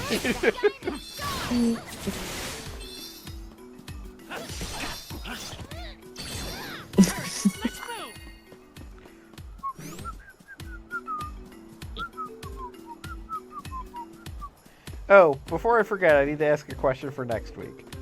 So Yes. next week is our final mana game. That's Visions of Mana. Cool. Yeah. You may have seen this if you haven't played the game, because I feel like this is everyone's #1 complaint. It has an extremely simultaneously straightforward and long opening as far as its plot goes. like they take for fucking ever to establish. I have like, no desire to sit there and watch that. Okay, like I'm assuming we're skip okay that. with I could skipping see that. what you were slow rolling to, and I have no desire to sit down and watch that. Because, like, it is 100% a situation where it's like, I am barely kidding that in the old days, like, everything would have been covered in the instruction manual before you booted up the game. But they take for frickin' ever to be like, in this world, there are elements. It's like, In yeah, his world, I got it. one is strong. Where was it is world. But Never I'm fear the perfectly fall. okay with just. I have so many of starting fanboys from like a later. Manchurian Candidate override codes. I'm gonna use them for evil. Compromise does not exist. My favorite Sonic vocal song will forever be "It Doesn't Matter" from Sonic Adventure. Same. It doesn't I have matter. I do have to say, Sonic. I saw Always Sonic keep Adventure 2, running. or Sonic Adventure 2, Sonic the Hedgehog 3. Which is really just Sonic Adventure 2. Yeah, and I was amazed at myself by just how excited I was by Live and Learn. like, Live and learn. like it, Hanging on the edge like of when the tomorrow. game came, when the game came out, I was like old enough to be like, okay, this is butt rock. Moving on. But I have like genuine affection for it. It turns out. Oh yeah, we all do. I will. My hot take: the entire like Sonic movie saga has been. Everybody was saying, so why don't they use X song or Y song? My contrarian take was, instead of that, why aren't they using Supersonic by Bad Religion? Just put that in literally any scene and it'll work. Dude, and spoilers, Tell but me, does Sonic life the exist Hedgehog beyond it? 3 featuring the traveling Wilburys was not something I ever expected to say. But it Like the has. series as a whole is kind of addicted to needle drops. I would say that Sonic 3 probably has some of the better ones. There you go. Agreed. Well, I'm not making haste. It's gonna be haste that's making me. Spinoza flowers. Uh-oh, your werewolf is the only one who's not affected by the flowers. Or maybe he is? He This is some is. Wizard of Oz shit. You're gonna get kidnapped by Amazons. You're gonna have a bad time. Anyone ever think about that that DS depends on Wizard your of Oz opinion on RPG? Amazons. You're gonna get kidnapped by Jeff Bezos. Oh, that's a bad time. Now we're stuck in an Amazon shipping center. Thinking about the Wizard They gave of him Oz a RPG. pillow. Is this really even a I'm sorry, kidnapping? I can't stop. Where am I? The Wizard of Oz, Beyond the Yellow Brick Road, known in Japan as Rizoad. Oh, I have a friend yes, who's the Wizard of always Oz. been inexplicably obsessed with the Wizard of Oz. Like it's been his favorite movie since he was a kid, and he was very excited about that RPG. I would imagine he was somewhat disappointed with the result. He was. Okay, like, is it really kidnapping when they just walked right up and said, "Hey, we found you passed out in the field, so we took you here and healed you up." We're nice like that. I mean, the concept I like is that this area has always been protected because dumbass armies march in and then they pass out in the flower bed. And like we've been meaning to take those down, but they come in handy. I need to briefly bring up Rizoad again, just because it's an extremely funny name, but I need to bring up the director's claims about why that game was called that in Japan. Game's Japanese title, Rizoad, is an anagram of Wizard and Oz.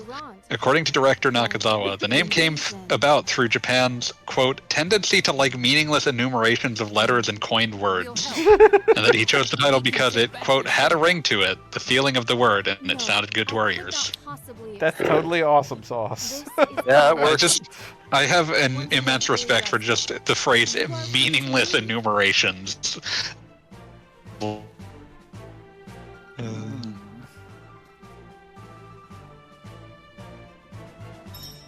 So incidentally, that Amazon in green, we're not going to play the game because it would also be like 5 minutes, but she, for whatever reason, became Square's representative in like a random crossover fighting game that also That makes sense. involved Iori from King of Fighters.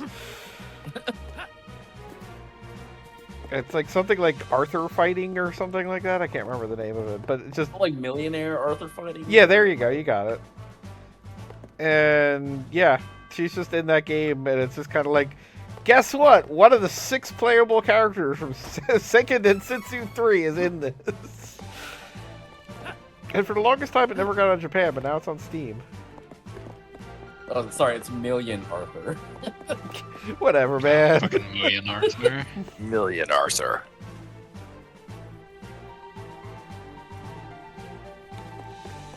But in a game where you can absolutely like play through the entire game and only encounter her twice, she was chosen as the representative for whatever reason. Well, I don't show off, don't criticize. I'm just living by my own feeling. Why is Iori in this game? I wish I you be. won't give in, won't compromise. It is an excellent representation of fighting games happen, I guess. I just only have a steadfast heart to go. I don't know, I can't leave, though it might be tough. Why is he already in this game? It's out of control, just living. Wow.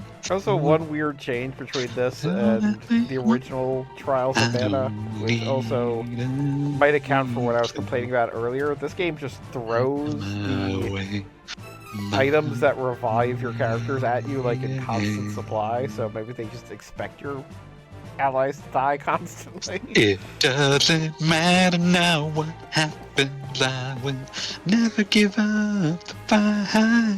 We're just gonna let him get this out of the system.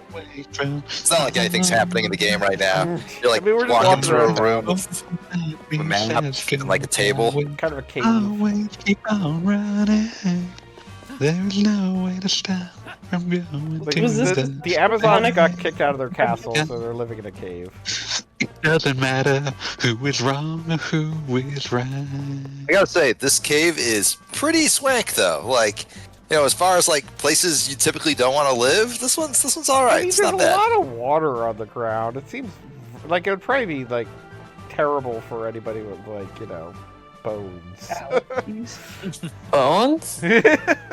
Bones.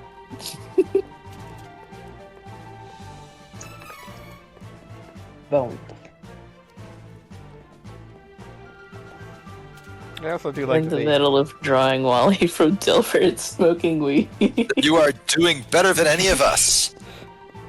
the curse has overtaken you. Florida. You're also doing much better than what's the Dilbert motherfucker's name? He doesn't get to have a name.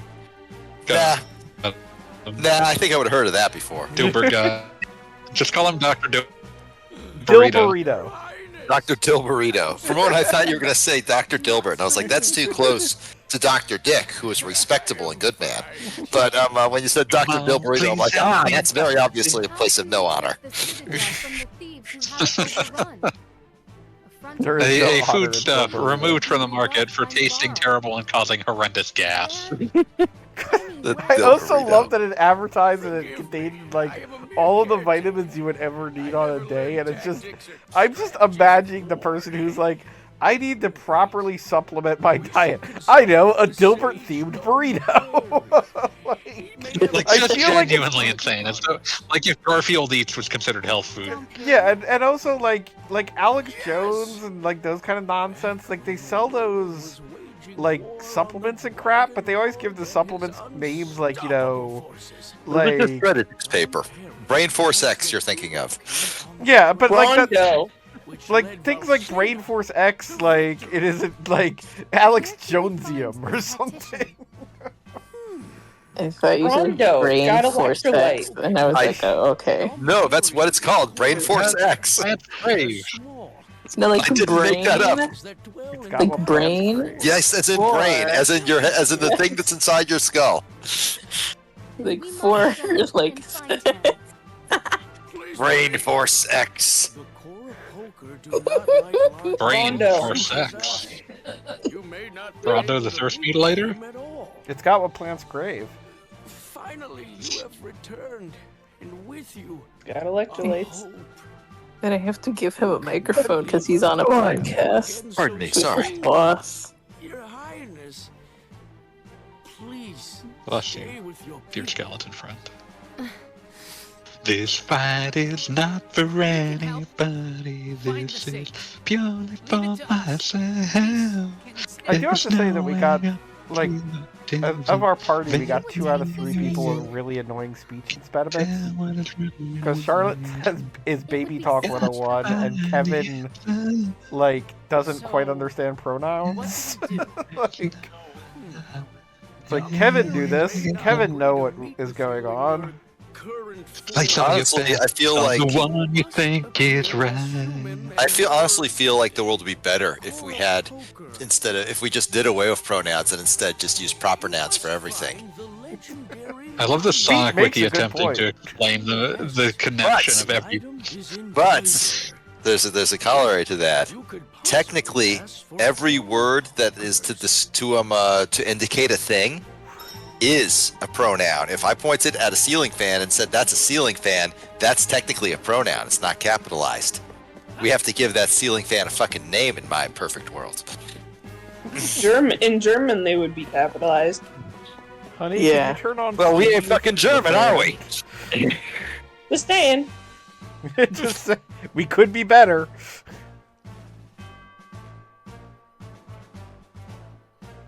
The language does exist. Debatable. Are you debating whether or not German exists? Confused face. Around at the speed of light. Got places to go, gotta follow my rainbow. Can't stick around, have to keep moving on. No one lies ahead, only one way to find out. Must keep on. What system is this game on, Gagavav? This is technically PlayStation 4. I am playing it on a PlayStation 5. Ah, You can also get it for your Nintendo Switch. I don't believe that. I have it. Nintendo. Well, I don't believe it. Well, that sounds like a you problem. Yeah, it is a you problem. It's your Can't problem, because I'm believe- making it your problem. I can't believe that you would not trust me, your dear friend. That's... damn it. Damn it, how dare you throw like 13 years of trust and friendship in my face like that. Sorry, I just How remembered could your you? tweet and it's tradition. Apparently pretty easily from the sound of it. Yeah, no, it happens all the fucking time. It's honestly weird when it doesn't happen. I need to reference a Gerald tweet since I was just reminded of it and it's Of tradition. course. Of course. Go We ahead. should My really dog put something on the approaches- soundboard here. Like, drill, My dog tweet approaches down. me. My dog approaches me, rolls over on its back, and I vomit all over its stomach, undoing 9 years of trust with this animal. I just saw a picture of Tim Buckley for the first time. Dreadful. I don't think Wow. I've ever seen Tim Buckley. I've seen a on. picture of him, but He it was looks on... a lot. He looks a lot like an uncharacterized of the fucking protagonist of Control Alt Delete. Oh, absolutely. But Shall we check out the all right. I posted it. I will look at Our- this, but I'm I not. just retweeted it. Wow. Wow, that is. Welcome. Huh. Looking for something. Is he folding his arms and smoking weed? Fun as I thought. Well, No. Why You is should Photoshop a big blunt into his mouth. it's got to be ages because Control Del's not looked like that for a very long time. I'm just gonna pull a number out of a hat here. 2007. Yeah, that feels correct. Hmm. As far as I'm concerned, this is the only way Control Alt Delete has looked. Every other way is wrong. Every other way is wrong, including the ones he did. My favorite Control Delete comic is the drill shitpost of like the final arc, where the text is being replaced with that one game that's in a mall.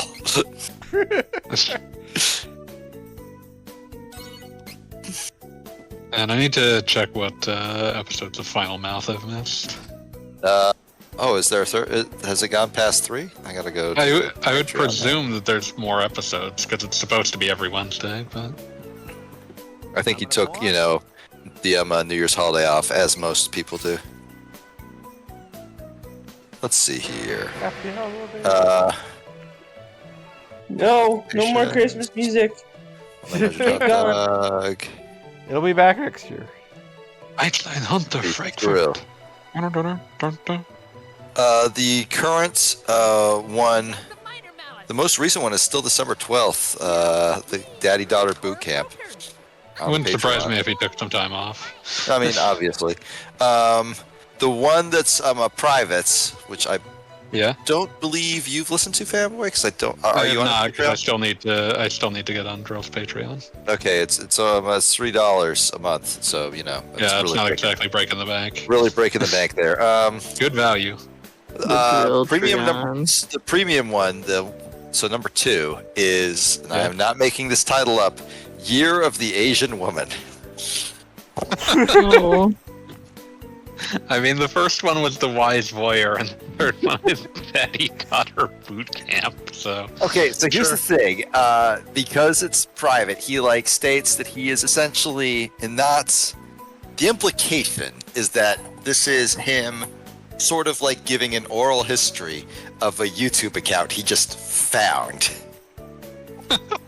I am not certain if he made it up or if he just or if he actually just because if there's one thing Drill is good at, that's one of his underrated talents, it's just finding weird stuff dredged from the very bottom of the internet. Oh yeah, I was really appreciating I briefly looked at his Twitter account, since he still does the occasional thing where he'll just dredge up some dude that tweeted 2 times decades ago and never used Twitter again. Yeah. And just pulled up one dude tweeting at Bungie about some random event in Destiny from 10 years ago. God. But that's... So I don't actually know, because it wasn't a story so much as an audio documentary of the trials and tribulations of this dude who was determined to get an Asian girlfriend through the most horrifying means possible. Couldn't do this in anything resembling a normal process. It's just I don't know, maybe talk to someone. Or if you have a type, send messages to that type on a dating app. You'll probably, at least one of them will respond, probably. The kind of loon that's no, I have to find a way to trick this into happening. Yeah, it was Pepe Le Pew energy there. The way he describes it is so powerfully real to certain gormless, witless losers I have seen, that I am not convinced that he didn't make this up. Because his first, because the first podcast episode has that whole bit where he's talking about pedophile hunters and just the tragedy of everything about that whole thing, because that is a game with no winners. And then it ends with an audio clip that he was describing earlier that I just assumed he'd made up, because he made up everything else in that, Kyle. Right? Right? So yeah, but no, it is powerfully devastating. I was very impressed. But no, he doesn't seem to have made a fourth podcast yet, so I will be excited to hear that when it comes out. Night of night, I cheer to embrace a magic.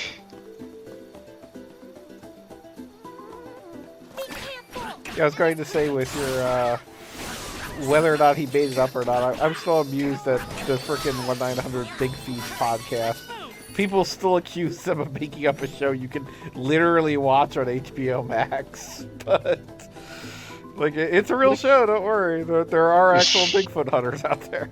They are talking about fighting psychic Bigfoot on a weekly basis.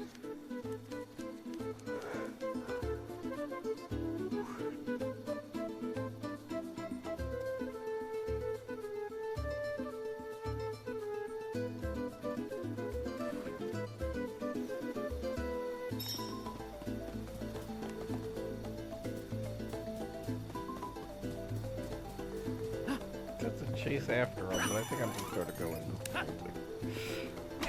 I think I'm most devastated by the fact that I actually have to work for 5 days this week. Yeah, it's dreadful. Yeah, so fun fact, I didn't because we had a snow day yesterday. Awesome. Must be nice. Several of my poor coworkers in fucking ice hell. Oh, I still had to work yesterday, but this is also the first full week that I have worked since October, September maybe. So I don't. Damn. It's extra rough. I'm jealous. So they're selling my company, and I had to burn the PTO. Ah, that'll do it. I'm less jealous now. Yeah. So I'm like, okay, cool. I will take every Friday for the rest of the year off. Yeah, that must have been nice. Goddamn. Surprisingly productive. Yeah, and then we find out that the next company you can only carry over a max of 16 hours every year. That's absurd. Yeah, we're going from being able to carry over 56 hours to 16. So. Yeah, that's extra disappointing. Really make us? You're welcome.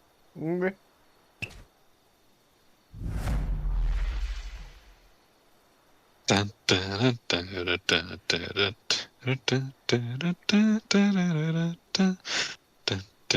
dun. We got some Final Fantasy 3 mini dungeon stuff going on here. Which Final Fantasy 3? The first one. Released in Japan.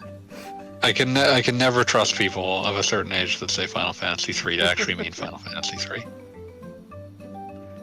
I mean, when I'm typing it out, I almost reflexively write FF3J. When I say Final Fantasy 3, I actually mean Final Fantasy 5. Just to be piss off everyone. There was a period where they threatened that they were going to release Final Fantasy 5 as Final Fantasy 3.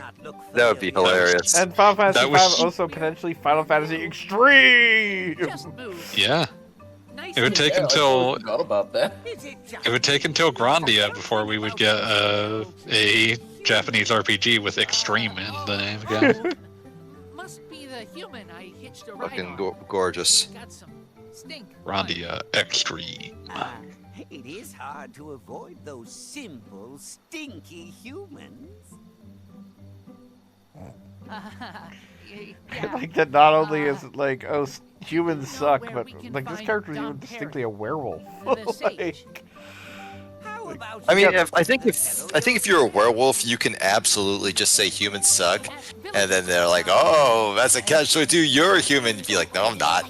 Fuck you." At least most of the time. Yeah, in fact, I think if you're a werewolf, you can deny humanity at all times. Like, distinctly, Charlotte is half sprite, and technically, I think the term is beastkin in this, for whatever the werewolf race is. I think, is there one more character and that you have an entirely non-human party? Me, Beasto. Human adjacent. There's human in it. I'm so sleepy, but I need to finish drawing Wally. You draw Wally smoking a blunt or whatever. Blunt, joint, or spliff. Let the reader decide.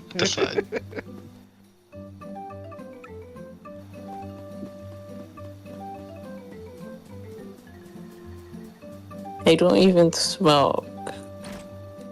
Most people don't. It's typically, smarter. Yeah, none of us are cool enough to smoke.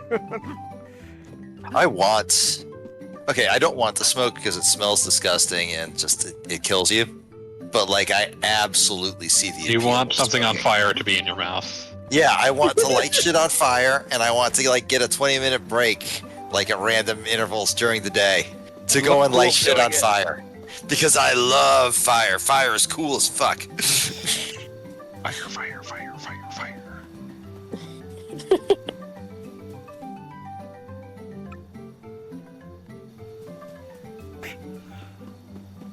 How do they avoid monster attacks? Well, they live under mushrooms. They're fucking Smurfs.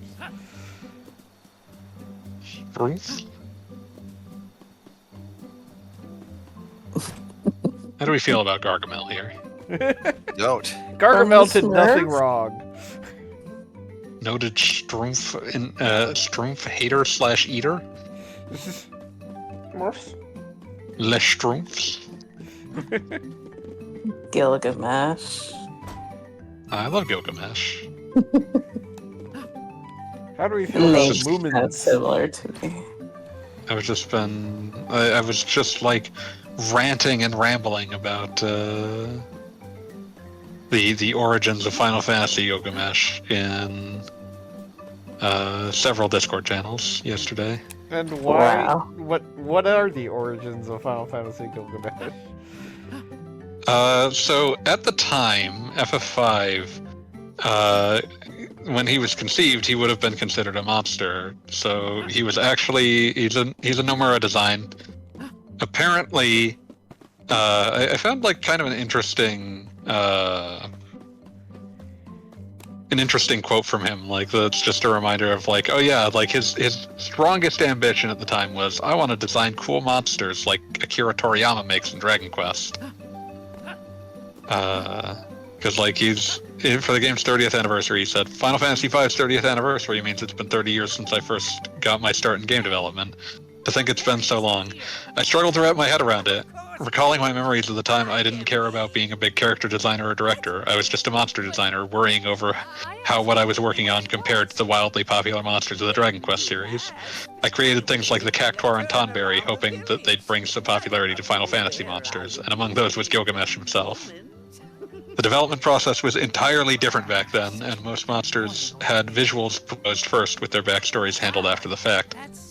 Personally, the monster I most wanted to push for in my FF5 sketchbook was this multiple-armed magical being of sorts named Gilgamesh who carried a different weapon in each hand. And there was another monster called Benkei on a different page of my sketchbook with many weapons on its back. It was proposed that these two monsters be used as Gilgamesh's forms pre- and post-transformation. From there, he was added to the scenario and even given exciting extra dialogue and scenes in battle. As a new member of the team, I remember being really impressed by the way my colleagues skillfully integrated my design into the title. With that, Gilgamesh was born, not just as some grunt to hack away at, but with his own unique personality. By the way, in those days, implementation of visual designs in the game's programming was done first, so it was later on that Gilgamesh's visuals came to be based on Mr. Yoshitaka Amano's art. Wow. Fascinating if you know about Final Fantasy and care. If not, this was just a complete waste of your time, and I apologize. But We learned a lot about Gilgamesh today. don't we all love Gilgamesh here? We kind of do. I'm a Gilgamesh booster. Love I mean, that I guy. will say that I am somebody who first saw Gilgamesh in Final Fantasy VIII and immediately was into it. Twist Sylphid's powers for ill. What? It's kind of funny that Gilgamesh was so prominent in 5 and then missed possibly 2 of the biggest Final Fantasy games, and then was in every other one. Listen well to what I have to say. I guess he's not in 10. Who isn't? Gilgamesh. One of the mountains Yeah, he's not in in the rock 10. is the entrance to the I was like, the reason that I started looking up Gilgamesh's origins was because I started like getting sort of like I was curious, like, why was 8 the first thing he reappeared in? And like I can't seem to find like a definitive answer on that, so all I had was a bunch of like spitball reasons as to why that might have been the case. Finding out that he was a Nomura designer, being reminded of it, made me realize that, like, okay, that makes sense because, like, Nomura's historically uncomfortable redesigning Amano's designs. and so like he wouldn't have been like they wouldn't have been gung ho on using a character that he didn't actually have a hand in creating because of it. My guess ended up being that they wanted to have an Easter egg similar to the way that Odin could get upgraded in FF6. And so they came up with this idea of like replacing him because like Cypher fucking kills him for some reason.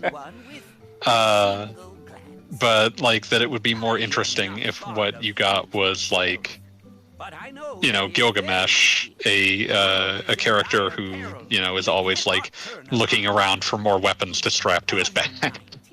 The other thing being that in Japanese, when Gilgamesh sees Squall, he says half of Bart's name. Like he seems to briefly think that Squall is Bart's, which leads me to believe that at some point in development, someone may have pointed out that the two characters bore a passing resemblance.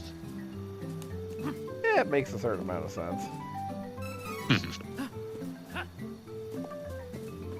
I love that every time Gilgamesh shows up, his story becomes a little funnier and a little sadder. Because it just elongates how miserable his time in FF5 was, where he was cast into the void, and apparently went to every fucking Final Fantasy game ever. I mean, there's is the implication that, because I mean, Dissidia distinctly, you know, notes him as the Walker of the Void or whatever the hell. Yeah, no, almost every Final Fantasy, it's pretty indisputably the same Gilgamesh. Right, it's the same Gilgamesh, but what I was getting to was just basically, do we have a timeline that he gets back to Final Fantasy V, or is it a matter of, like, after what happens with him and presumably calling the Necro scene canon? The Necrophobe, yeah. Yeah, the Necrophobe fight. Is it like he gets cast into the I was void? given to the impression that, like, that's his ending, and so everything else is in between. Okay, yeah, because I mean, I can also very well see that's what he believes to be his noble sacrifice, and then fuck, he's in Final Fantasy VIII. like No, wait a minute, now no, what's happening? I always read it as, like, the everything that you every time you see him in another Final Fantasy game, it is between the time where Exdeath casts him into the void, and he runs into Bart's as you get into the interdimensional rift, and he's like, "Oh, thank God, someone I recognize. Please tell me how to get out of here." And then the answer is just like Bart's literally saying, "That's like down the hall and to the left, man. You're fine." Yeah, pretty much. Like, this void wasn't really all that confusing, Gilga. What's your problem? I've always thought it was kind of obvious that Cloud and Squall's hairstyles were 3D interpretations of FF1 Fighter and Bart's. Yeah, they're definitely adjacent. But yeah, I still think a lot about how, like, I remember a lot of people joking about how Sora looks like Sion Barzad from The Bouncer. And, like, you go back to interviews at the time, and Nomura is just very open, like, yeah, he's kind of meant to be an amalgamation of all the characters that I've made for, like, over the past few years. So there's a bunch of Squall in him, there's a bunch of Cloud in him, and there's a bunch of Sion Barzad in him. I mean, he's like, yep. Nomura has always been a character designer who is not apologetic about basically reusing designs and then branching from there. Because, I mean, like, the connection between, I'm sorry, I always confuse the two of them. Is it Reno or Rude? And then going over to Axel. Reno, oh, you're thinking of Reno and Axel, yeah. Yeah. And it was Jimmy the Rat-Faced Boy. Pretty much. But yeah, no, it's just one of those things. It's like, yeah, he just liked Reno's design, so it's like, why not? I mean, like, I'm making other video games here. I have to design so many of these fuckers. I might as well read it that I like. Yeah, God, it's like him and freaking Bleach's, I don't know how you pronounce it, Tito Kube or whatever. Tight Kubo. Tight Kubo. Taito. Tite. But No, like Not- the way that I've seen it, like everything I've seen about how it's supposed to be pronounced is that it's supposed to be pronounced like tight. Really? That's fascinating. Yeah. But I will say that Tight's ability to just pull random character archetypes out of his ass to produce, like, you know, the latest quote-unquote Ginyu squad is pretty damn amazing. Ginyu Force rules. Ginyu Force rules. Ginyu Force rules. Ginyu Force rules. Like, I've seen some of the new, Bleach 1,000-Year Blood arc or whatever the hell. And just 1,000-Year Blood War. 1,000-Year Blood War. And it's just kind of like, I have decided we are now going to have a luchador. Like, this is now part of the canon. Ginyu Force rules.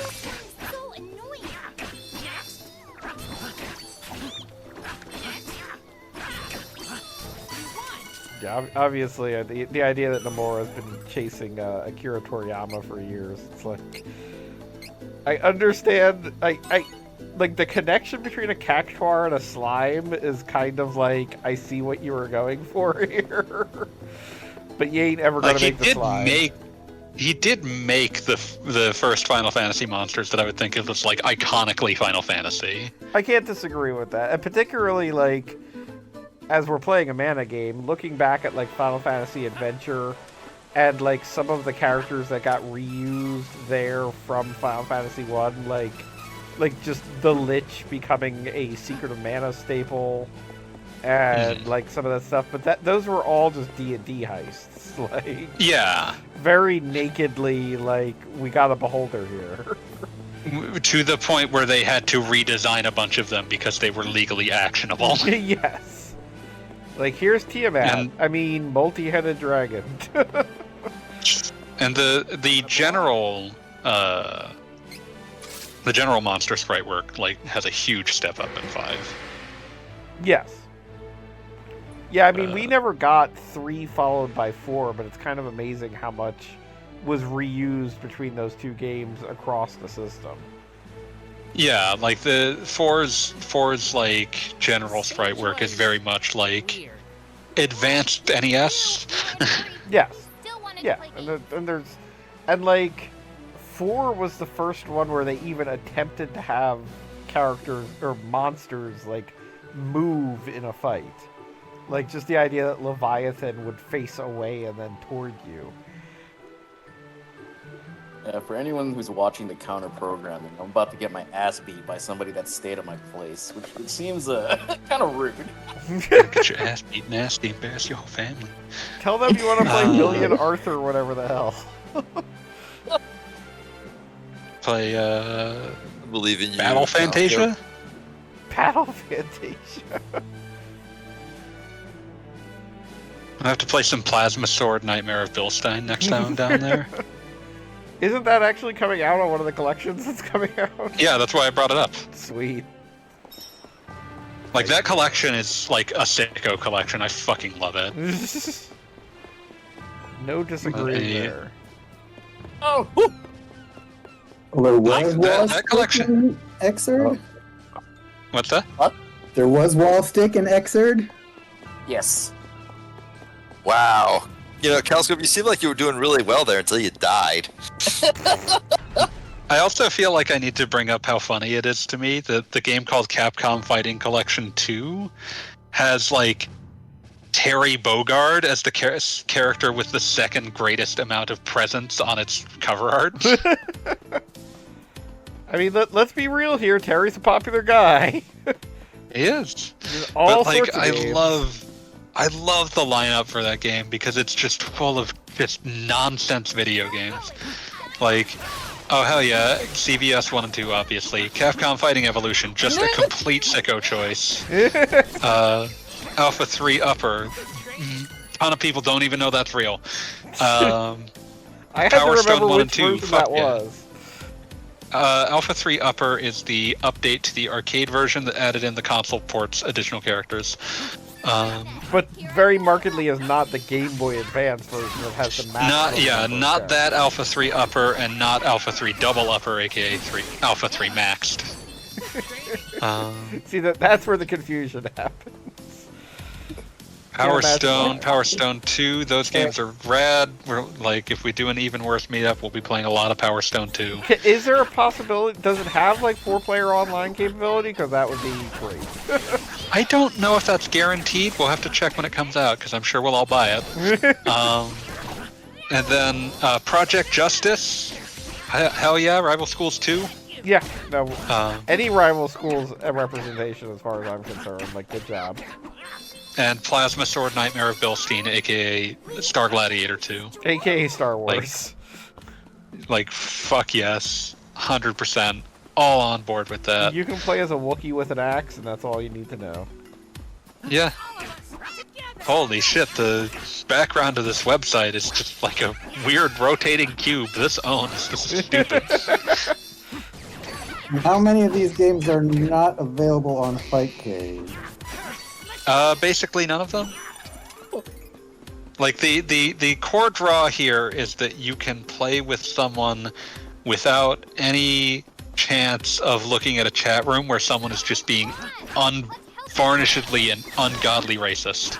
Yeah, no, I mean, one way or another, they were always going to be Fightcade games because they're Capcom fighting games. Like, it exists to do. Like, this is the thing. But yeah, it's nice to see things like it looks like they have like you can see hitbox and frame data in these games, which is nice. That's pretty cool. Yeah, I will say that the definite advantage of the Marvel vs. Capcom collection was that it included the secret characters like easily accessible with no issues. Just got absolutely fucking bodied, my dude. One of the funniest patches I've ever seen, and it's a very good patch just by virtue of the fact that people really wanted this, but like just the ability to like turn on and off a Juggernaut specific bug in MVC2 being patched in is one of the funniest things I've ever seen. That is pretty great. Because Juggernaut is unviable either way, but he's even more unviable when the bug is fixed. Don't you say my dear Juggy is unviable. Please don't call him Juggy, that sucks ass.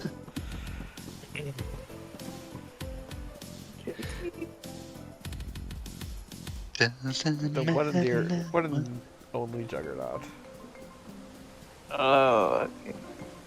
Nothing moves the blob. How come the blob never appeared in any of the fighting games? I ask you. Yeah, that was what I was thinking of actually. It's weird. I guess they like decided that like his entire like MO would be sort of taken up by characters like Juggernaut and Hulk, which is just the big huge guy that barely moves. But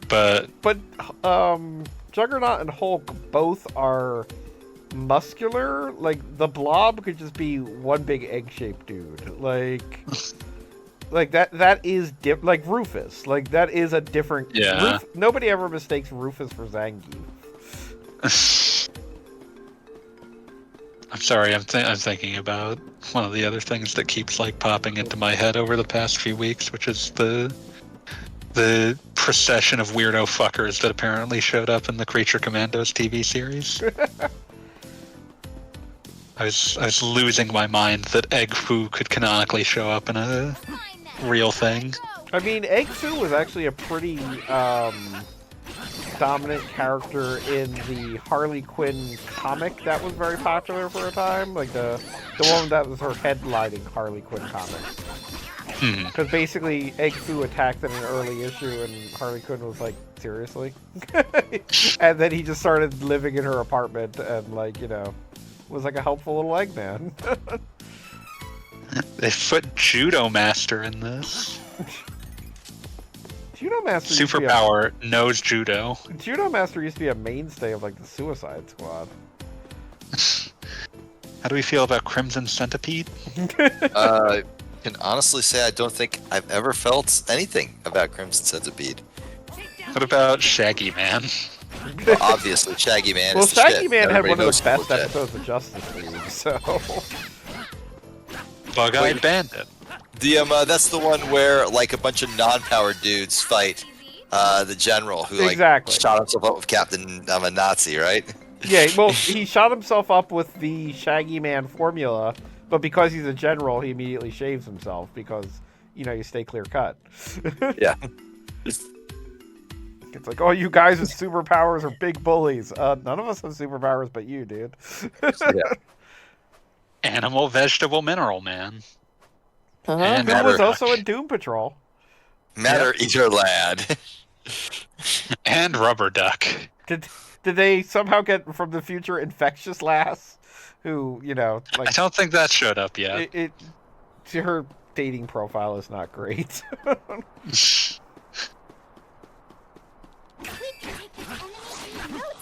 On Gorilla.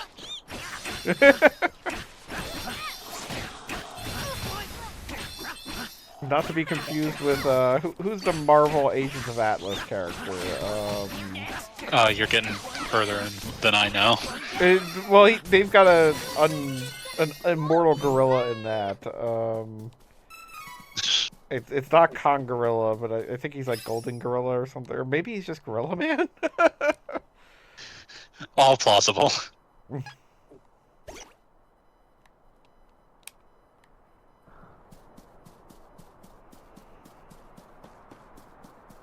So one big difference between this and Visions of Mana is that this game, since it's an upgraded Trials of Mana, like, the environments are predominantly still built for characters that, like, literally cannot jump and just walk around. But they still kind of expanded it to the point that they hid little cactus around, so, like, there was a reason to Sometimes you have a little explore. cactus friend. Yes. And then once we get to Visions of Mana next week, you'll find out they went basically full Mario one, just like throwing coins all over the overworld. Like, I'm now fuck thinking it, about jump my around little like an idiot, have fun. I'm now thinking about the scenes from FF7 Rebirth where you're like looking at the fucking Cactuar statues and like going like your body's forcibly made to take the Cactuar pose while everyone starts making fun of you. Multiple times. Yeah, like do not think that you'll be spared from the Cactuar's curse. Yeah, I do appreciate that both Final Fantasy VII remakes, and I assume the last one will be. They all have absolutely no problem with just taking the piss out of their characters. It's a lot more fun when sometimes the character just like a serious character looks like an absolute fucking doofus. I mean, Sometimes... somebody realized that the most important moment in in Red 13's life was when he decided to walk on two legs. And what if, just imagine, dear viewer, what if he did a little moonwalk while doing it? Someone dared to dream. What if he had the best music ever playing during it? Remember the little card playing robot? What? The card playing robot. Oh yeah, that is not any good at it. Yeah, he's not good at it, but he's successfully able to follow the rules. I mean, considering where AI has gone recently, this was kind of prescient. Yeah. Listen, we have destroyed ungodly amounts of the environment just to prove that it's possible to make a computer that can't do math. Yeah, that's fucking tragic. I'm this so mad about that. seems like it might be the right answer. I will never not be mad about that. I was wait.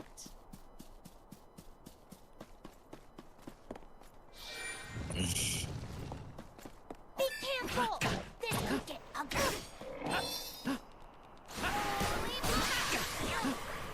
Now, Script, how many games have you won? I've won 2 games and lost 4. Oh, so that's bad. Living that 49ers lifestyle. I'm not even a 49er fan. Wow. How are the Raiders doing? Oh, they're doing terribly. Yeah, I know. That's why I brought it up. Who's even in the playoffs this year? Eagles. Sorry. Okay. Oh, I guess go Birds. Go Birds. Go Birds. Birds are involved. Chiefs, of course. Obviously. Not the Giants. So the funny thing about the Raiders is they were losing so badly that they were about to get like the #1 pick for the next draft, and then they won. They should have tried losing harder. Yeah, they won, which did not like they're already out of the playoffs. Yeah, like there was no point in winning, and in fact, it may have made it worse. Yeah, if you're losing so bad that you get a first round pick for the yeah. Uh-huh. Yeah. Okay, let's see. I don't know how current this chart is. Well, it's NFL.com. It should be current. I think they won 2 in a row, and then they fired their coach because, like, by winning 2 in a row, they basically fucked themselves out of a really good draft spot. All right, let's see. So currently in the contention are the Chiefs, the Lions, the Bills, the Eagles, the Ravens, the Bucks, Texans, Rams. This is like way too many teams.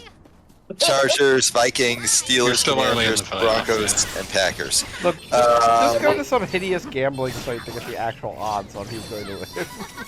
No, they're actually allowing you to pay for better odds now, so... Good That's God. fucking grim. God, I hate... I actually You like can't advertise tobacco anymore, but you can advertise gambling. I actually enjoy like the act of like playing, of like, you know, dropping $20 on a poker game with friends. That's fine, right? But I fucking hate sports betting so fucking much. If there is a house, the house always wins. Yeah, and the house has been winning in phenomenal levels lately, and it is disgusting. I'm so fucking mad. Anyway, I'm as a military brat, I am from nowhere. I come from nowhere and have no like home. But my dad and the place where I always visited as a kid, because where my grandparents lived, was Wisconsin. So I'm a Riders Die Packers guy. Packers. Rider die. So go Packers. Wisconsin? What? Some people. We have another friend from Wisconsin too. Yeah. Wow. Wow. I'm not from Wisconsin, but like that's my team. That's no, but clearly you have family there, and that's where I was like, huh. I never really thought about it that hard. Well, they passed away a few years back. Oh, yeah. Okay. They were incredible people, and everybody who met them loved them. Like at my grandfather's funeral, one of the guys, when they basically just opened up the podium to talk about him, basically just said, so I came out to him, and he never like treated me differently or anything. And this was like, in the bad old days. That was not expected. So, yeah. So my grandparents are pretty great. That's cool. They're good guys. Hey. You can burst out of Venom's cool ball command grab? You know, I knew it was coming. Of course it was coming. Got that adrenaline venom. Ain't gonna know what hit him. When they get bit with a venom. Can't unhear. I'm so close to I don't winning regret around. anything. Please let me have this. Yes. No, Venom. Venom. But he is Venom. Oh, Venom victorious. Really? He is Venom. Well, in the counter programming. Yeah. Thanks for your unwavering support. So how's it going? Thanks for your unwavering fuck. Never know what hit him. They ain't gonna know what hit them when they get bit with a venom. Venom. Now I'm picking it up. Exactly. It's a This is disease. what happens I was gonna say when you it hang- spreads from person to person. They made an entire video about this. Yeah. That's literally the way it works. Oh damn, Kelsko, you got destroyed. That's got to be embarrassing for you. Super. Especially since we're all watching it, because The game Gogglebob's playing is just kind of boring to watch. I'm sure it's fine to play. It's a fun game. Gogglebob's playing a game? You know, it was so far in the past. Since I last checked, I no longer know. I'm looking forward to when Monothon is over so I can play some Tony Hawk. Oh yeah, is that what we're doing next, Fanboy? Are you taking the realm? I would be the happy to take the reins to do some Tony Hawk. Fuck yeah, we can do I some Tony support Hawk. this decision. And Beat, you still have to send me the videos from your streams. Yeah. I'll fucking dig them up right now. Yeah. Google keeps giving me. Google keeps bitching at me saying, "Oh, you're running out of fucking space on your fucking drive." Hey, so I keep deleting photos that I don't need. Gogglebob can tell you all about that. I had to do that last year. Not that. Wait, how much space do they give you? 15 gigabytes of storage. 15 gigs, I think. Not very much. Sylphid must be nearby. Remember when they used to say it was Stingy. unlimited? Whoa. Look at these And then they realized what giving unlimited space to everyone on Earth was like. It was a lot. Yeah. Until, They always Turns out- knew. They were just. Turns out it was a lot. I'm so tired. Oh, my level. Oh, I'm level 15 17. gigs is a lot until you start backing your phone photos up. Who is switching classes? All right, so Gogglebob, the Yick streams compose. I kid you not, 5 videos because I kept having internet trouble the first night, and then I'm sure you can stitch them together. Yeah. I can do no, that. it shouldn't be difficult, but and like the first one's not actually even from the initial Yick stream. That was me just fucking around with the game a little bit to see if my Switch worked. There was a first test on the new PC. I don't think you need that one though. That one was just that was just we're dicking around with this for a few minutes stream. So I ain't worried. And the last one is purely Castlemania. So let me get those uploaded for you. Castlevania. He's gone. Curse of the Moon. 2. Something's wrong. Oh man, that game's cool. Clean up He's space. a little dog piloting a robot. That's neat. It's the 7th, right? Here we go. Finally got them all. Yeah, We're not getting rid of any of those. The daily is the only reason I have to keep track of the calendar. I know how that goes.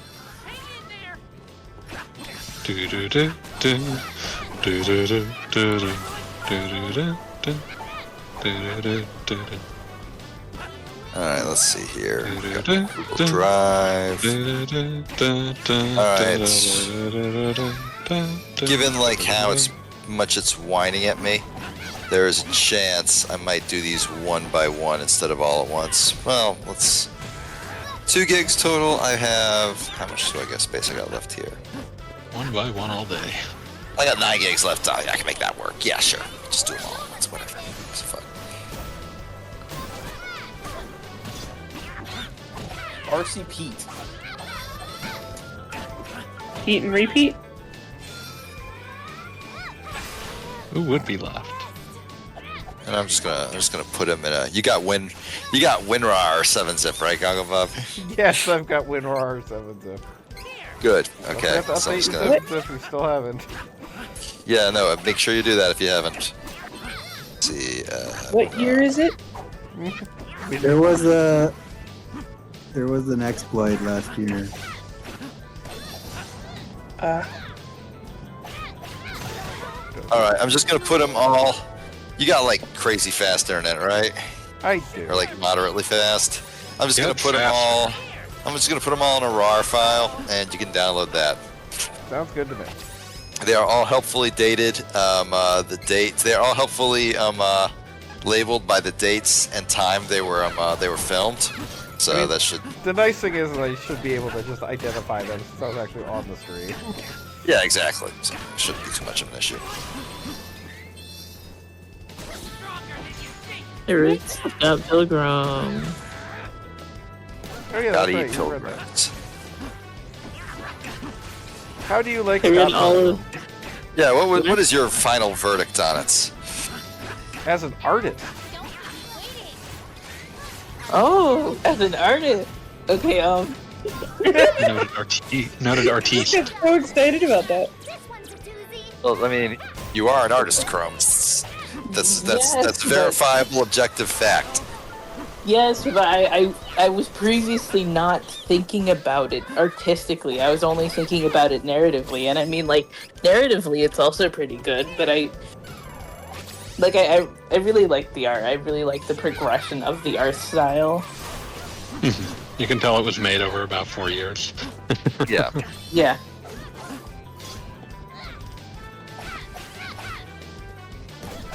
Oh my god. Then-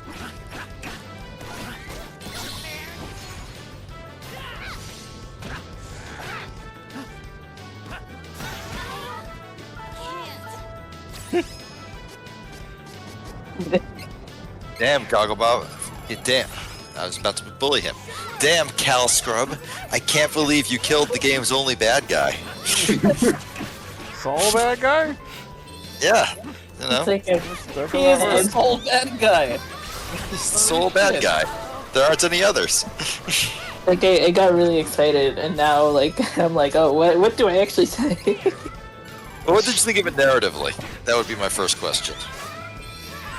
Because I have complicated thoughts on Scott Pilgrim. Not that complicated, they're actually pretty straightforward. But I'd like to hear yours first. Yeah, like everything is like, oh, it's complicated because it's like, you know, it's messy. Everyone is messy, and it's like that's like the main I don't know, like motif theme. I don't fucking know, but it's like, you know, like relationships, infidelity. Shit's messy, yo. Bunch of people who just sort of suck at relationships in a believable way. Yeah. As somebody who was Scott's age in 2020, in 2004, the year it takes place, I never liked it that much. You don't seem the audience.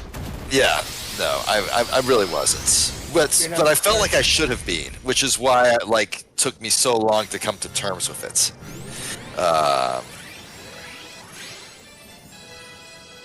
Did you just win? Up. Calscom just won! He's a winner! Going in terror did well for me. Yay! No, You okay? watching the cartoon, I suppose, was like the point where it sort of clicked for me. I was like, oh, okay, I get it now, and I was able to stop, being like, Scott Pilgrim, I hate you. Or do I? I'm not sure. But watching that just made me go, oh, no, it's fine, whatever. I just don't care. It's a B- TV show, and I guess a B- comic as well, because I was never super into the comic. Yeah. Original Scott Pilgrim original Scott Pilgrim as a comic is a comic about being a dirtbag in your 20s by a guy who was in his 20s. Yeah. Scott Pilgrim Takes Off is about being a dirtbag in your 20s by someone who is looking back on being in their 20s. Right. Sure, that makes a certain amount of sense. I haven't watched the cartoon yet. I did watch the live action movie, and I remember it's like, oh, didn't I watch this on Netflix when someone put it on in my godmother's house It's a perfectly 5 years fine ago? movie. It's a perfectly fine cartoon. There we go. I watched the movie and I was like, I should watch it again. My storage And is I not did. full. It's You just told me I got plenty of storage. Dismissed. it's not it's not on Netflix Yeah, anymore. What the fuck? I would say Takes Off is worth seeing as a companion piece to the original because it's very much a different story. They already Yeah, took the movie off Main thing Netflix? I That's heard about insane. Takes Off. Because Scott Pilgrim, to me, it's one of those things where I knew a lot of people into it, so I knew a lot of things about it, but I just never got into it previously. I mean, it definitely hits beats that are like just if you're into it, your brain will immediately say, "Oh yeah, this is good, the good stuff." Like, I mean, it's just like just from the beginning when like Scott makes or Ramona maybe makes reference to like, "Oh, I used to know somebody who could roll into a ball" or whatever. Like, it's like, oh yeah, no, if you get that joke, then you're gonna be into the whole thing from the beginning. That's the thing, though. I got all those jokes, and I still was not into But you're contrary. I guess. I guess. I don't know. One of my favorite silly things that ended up happening with reprints of the comic is that when they colorized it, there were a couple of jokes that relied on it being in black and white. Oh yes, I know that. I still note this joke was funnier in black and white.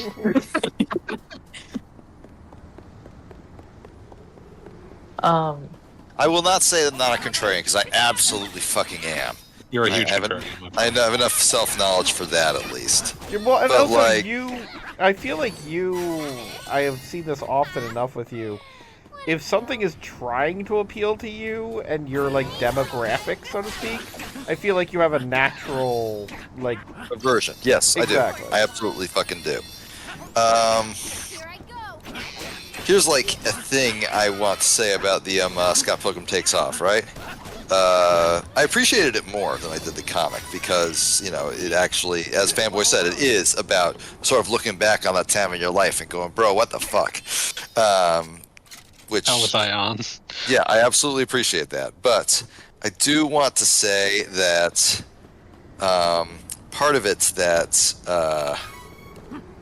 that I feel like, an area where I feel like it slipped up was that they could have leaned so much harder into the extremely 2004 punk scene that Scott was a part of and everybody in that comic was a part of and I was a part of in 2004, and they just didn't, and I was like, so two things to point out. Okay, listening. Scott is extremely Canadian, and Scott is way too much of a dork to be hardcore into punk. Yeah, he is legitimately, like, him being a dork is so important to the story. Every punk is a dork. How do people not get this? Yeah, but he's not the right kind of dork. Yeah, fair enough. He's the River City Ransom kind of dork. He thinks that punk is cool, but he can't be it. Puke. God. Alright, yeah, sure, I'll give you that one. Yeah, I do. Like one of my favorite silly things that like makes perfect sense in context is the concept of like Scott fighting Nega Scott as being his way of like externalizing all of his like negative traits and treating them as though they're not really him. Is that the game that Ubisoft made? If you're playing as Scott, you do just fight Nega Scott and kill him, and that's why, and so it makes perfect sense that Scott's ending is Scott is an enormous asshole because he just killed his bad ideas and thought it was a different thing. he just like fully convinced himself that there was nothing that he needed to reckon with. That is weirdly also the plot of Hyrule Warriors. Basically, yeah. Yeah, Wait, basically. Is Link an enormous asshole? The girl that I mentioned hours ago who splits herself into two people, and one of them is like all the negative traits, I suppose, and they just stab her to death, and she's just dead. Wait, is this you can in fact just for Hyrule Warriors? Yes, it is. But yeah, the difference here being. The difference here being that if you presume that your negative traits are just some wholly separate object from you, you actually never learn anything. Yeah, fair enough. Which is why every time that Scott has gone back and fought Nega Scott, he has continued into unhealthy relationships that never go anywhere. That part I do understand very well. I absolutely resonate with that because, oh man, I did a lot of that back in the day. That's being in your 20s. I am now extremely happily married And I sometimes look back on that part of my life and go, wow, what the fuck, man? Seriously, what the fuck? This shit is why I always liked I'm doing nerd references. This kind of shit is why I always liked the Star Trek episode Tapestry. Which Never saw it. It's an episode where like Picard's like weird artificial heart gets fucking obliterated, and horrible weird alien Godman Q is just like, Godman, Godman, Godfuck! So Q like is like, I can send you back in time. I can keep you from getting stabbed over a stupid bar game, and then maybe you won't have the weird artificial heart. So he sends him back. He does that, and when Picard gets back to like the Enterprise of the present, he's just like this fucking junior grade nobody, and it's just like, yeah. You didn't ever have that bad experience was important because it taught you that you needed to care about where your life was going, and it made you take more risks. You needed that, or else you just end up a weird like nobody who's like 70 and still just some junior grade dickhead. How old So is Picard supposed to be? Like 70. He's just bald. That Picard would be in like his 50s. Fucking Patrick Stewart does have resting 70 face. He was in his 50s, but it's one of those things where it's like you are clearly an older man, well into middle age, and who has not who's not doing anything because you never had a bad experience, but a formative one that taught you how important it was to like care about like where you were going instead of just drifting through it. It's like, oh yeah, sometimes those awful experiences are important to us. I forgot he had a robot hand. I'm gonna fix that. I've seen a robot hand. Always we need a robot hand. It's like I forgot about it, and I was like, wait. Time traveling Axl Rose. Because like a whole thing in Gamer Dilbert is that Wally gives Dilbert his hands because Dilbert like loses them because Hank Hill runs over them with his lawnmower. I fucking love Gamer Dilbert. Dilbert, I swear, I have never once jacked off.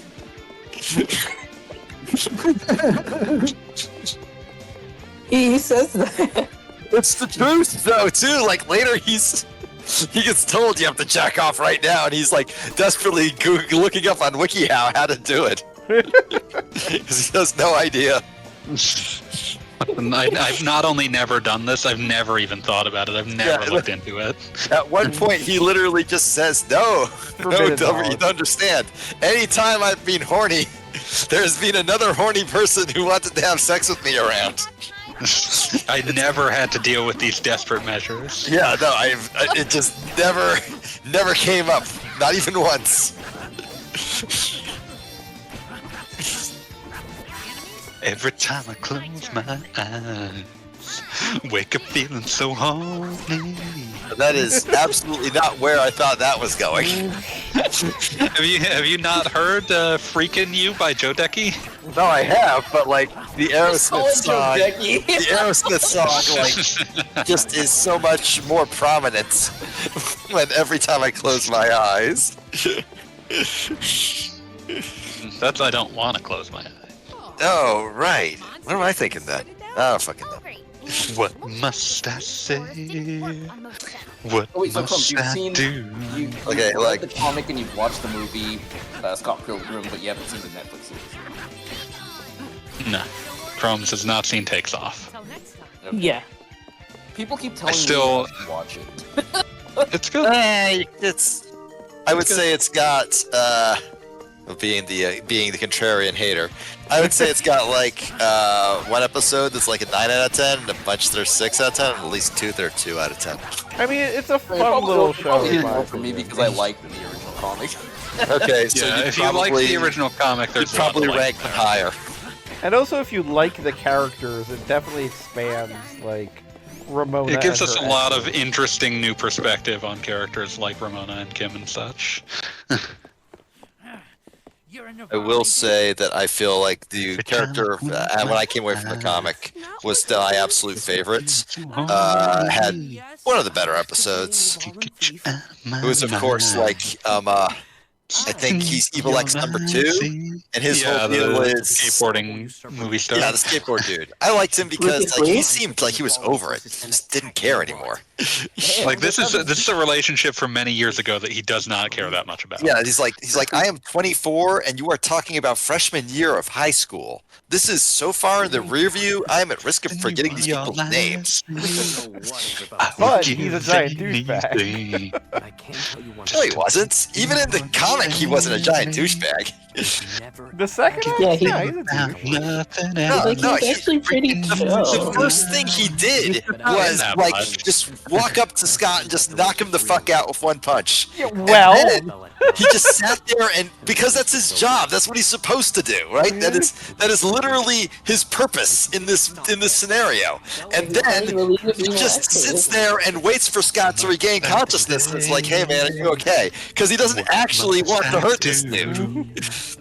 To say how much think about freaking you. I think like, you know, yeah, he lets Scott take 5 and then he's like kind of like I'd rather just like say like that I let you beat me up or whatever. Yeah, And he's then like, you can just skip this. Yeah. And Scott's like, okay, but can you do a cool skateboard trick off that really complicated, long, dangerous rail? Yeah. And Lucas Lee was like, okay. And then he does it. And then he starts picking up speed and getting nervous. And then he picks up so much speed that it's like... You just fucking die. It ends poorly for him. Yeah, like his whole deal was that he, like, for all intents and purposes, was just a reasonable guy in an unreasonable world.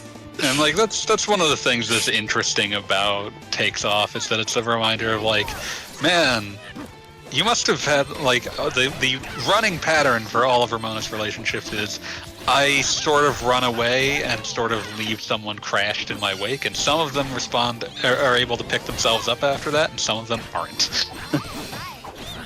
Yeah. Yeah. Yep. Anyway, I had like a very big day, as most of you know. So I'm gonna go to bed because I'm physically and emotionally We're close exhausted. to the end, but sounds like a good idea. Have fun. So all right. Secret of Mana, or what's the name of this game? This one is Trials of Mana. Mana remake. Whatever. Or whatever. Trials of Mana 2020. Whatever. All Mana games suck, including this one. I said it. I don't give a fuck. Peace. Good night. Good night, because I'm not God. Good night.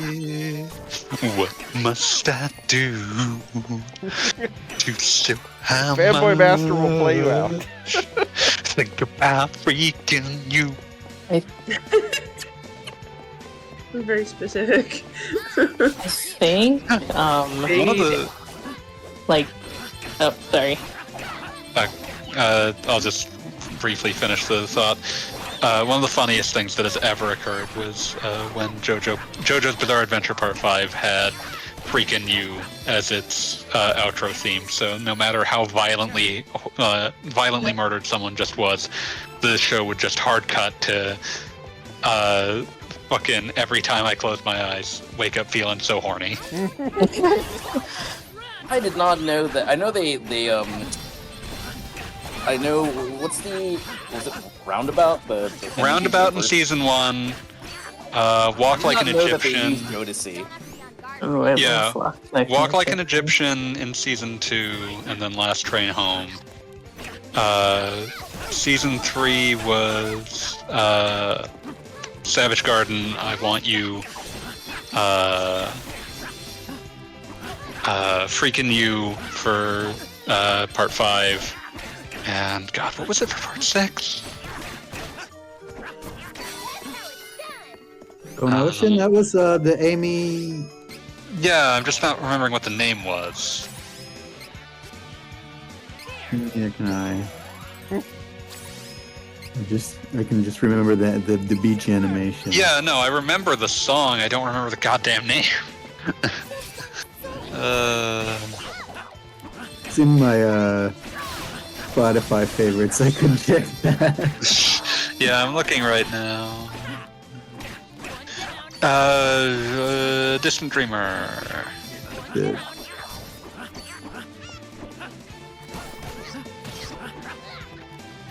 Yeah, like fucking freaking you is just incredible, iconic. Like, I don't even like Part 5 that much, but like when an episode ends on like either a huge cliffhanger or like extreme violence, and then it just jumps straight to like hard cut to freaking you.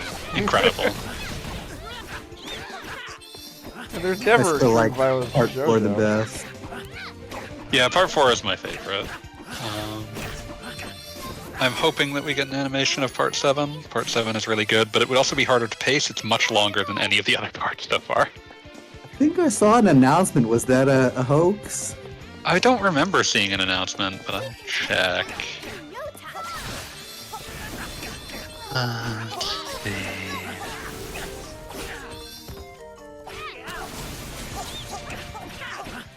Yeah, I don't think any announcement has been made about Steel Ball Run. I must have been looking at a fake announcement then. That's a shame.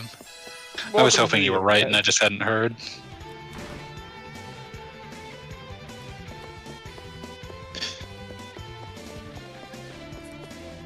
We all need, man, I can't even imagine, like, I'm trying to think of what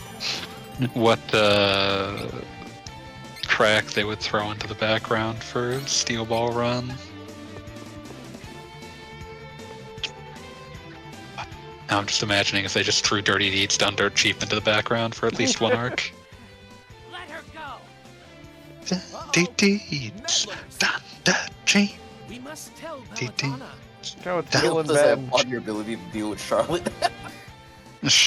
Yeah, she has a voice. Commandant is in that room over there. People all over the We world will do this. join You hands. stay here. Rest. Start a love train. Love train. I do appreciate that within the time that we've played Trials of Mana, we did at least see every character. Yeah.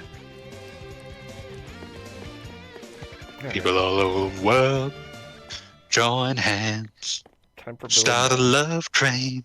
Love train. People all over the world join hands. Start a love train. Love train. Let me make love. Tell all the folks in Russia, China too. Don't you know that it's time to get on board? That this train keep on riding, riding on through. People all over the world. Now see, this is a really obvious fight where they have the problem of, like, the ground is glowing and telling you where to not stand so you don't get hit. But your AI characters, I guess, do not acknowledge that, so they die instantly. They can't see it. Yeah, that's obviously what the problem is. Stop the love train. Love train.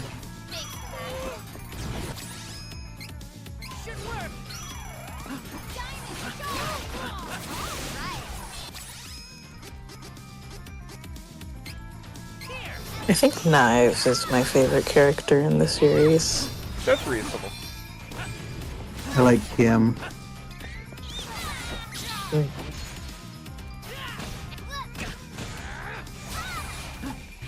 I mean, God help me, despite her issues, I've always been a fan of Ramona.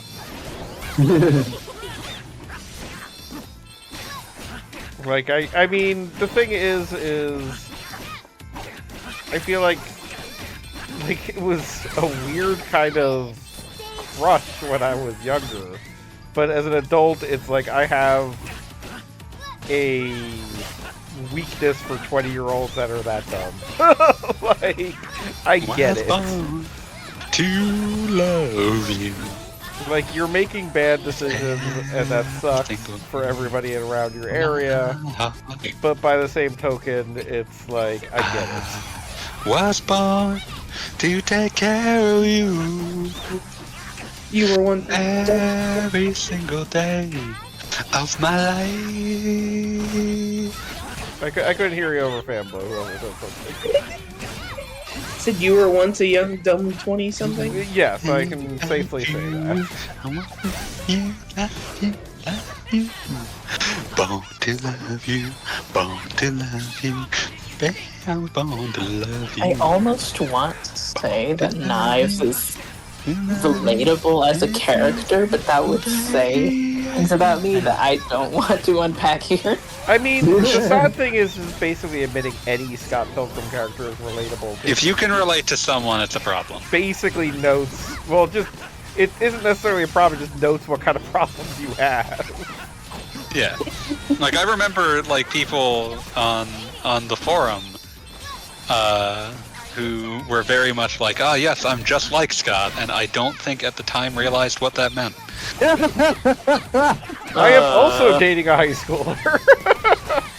Not that part.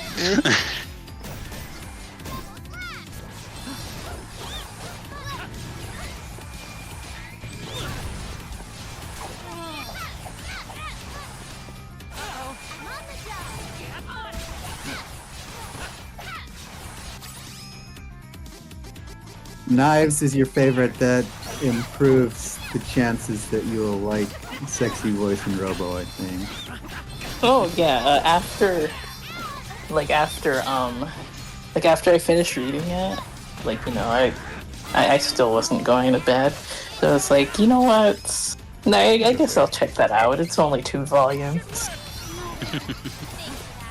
Every single day of my life.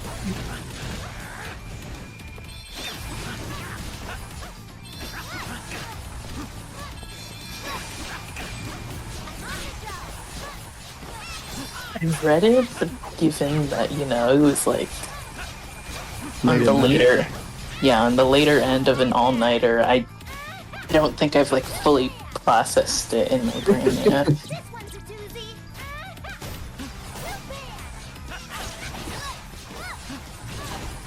Even with Scott Pilgrim, I was like having to like go back and repeatedly look up what like his new band was called. I was like, that's a cool name. And then I forgot it, and I would have to look it up again.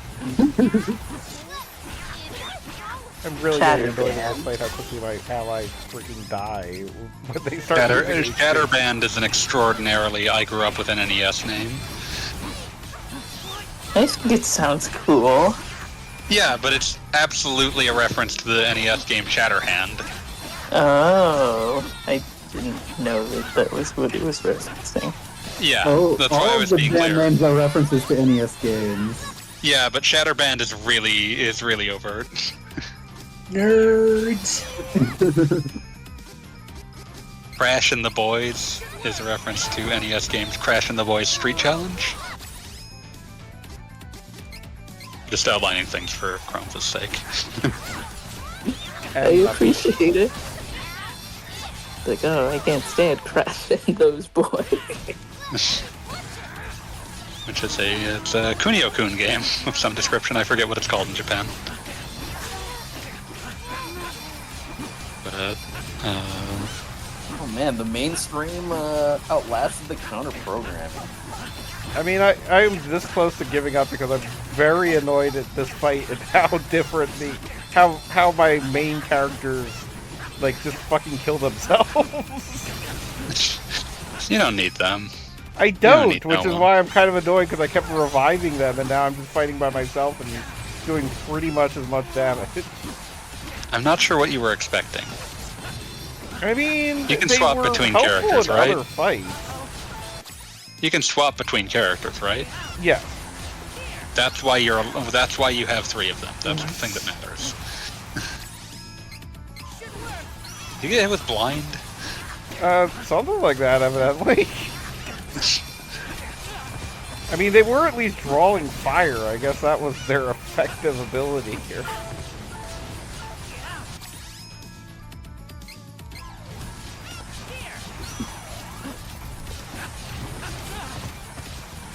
Jesus. This fight is kind of absurd. I deliberately didn't take the class change earlier because I didn't feel like making that decision on stream. That might have been literally a deadly choice. Win or lose, this is the end of the battle of the night.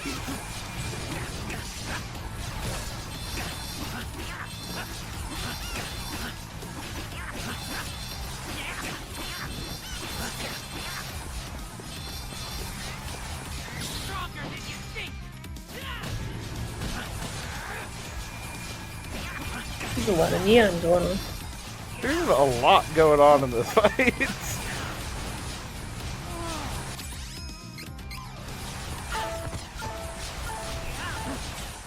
And I'm dead. Alright, that's the end of the night. Hooray! Yeah. The death you deserved. Well, that was Trials of Mana. Next week we'll hit Visions of Mana, and that'll be that for Mana. Hooray for our side. We'll have trialed our mana. Good night, everybody. We're like Child of Mana. We already did that one. Night. Night, night. Night.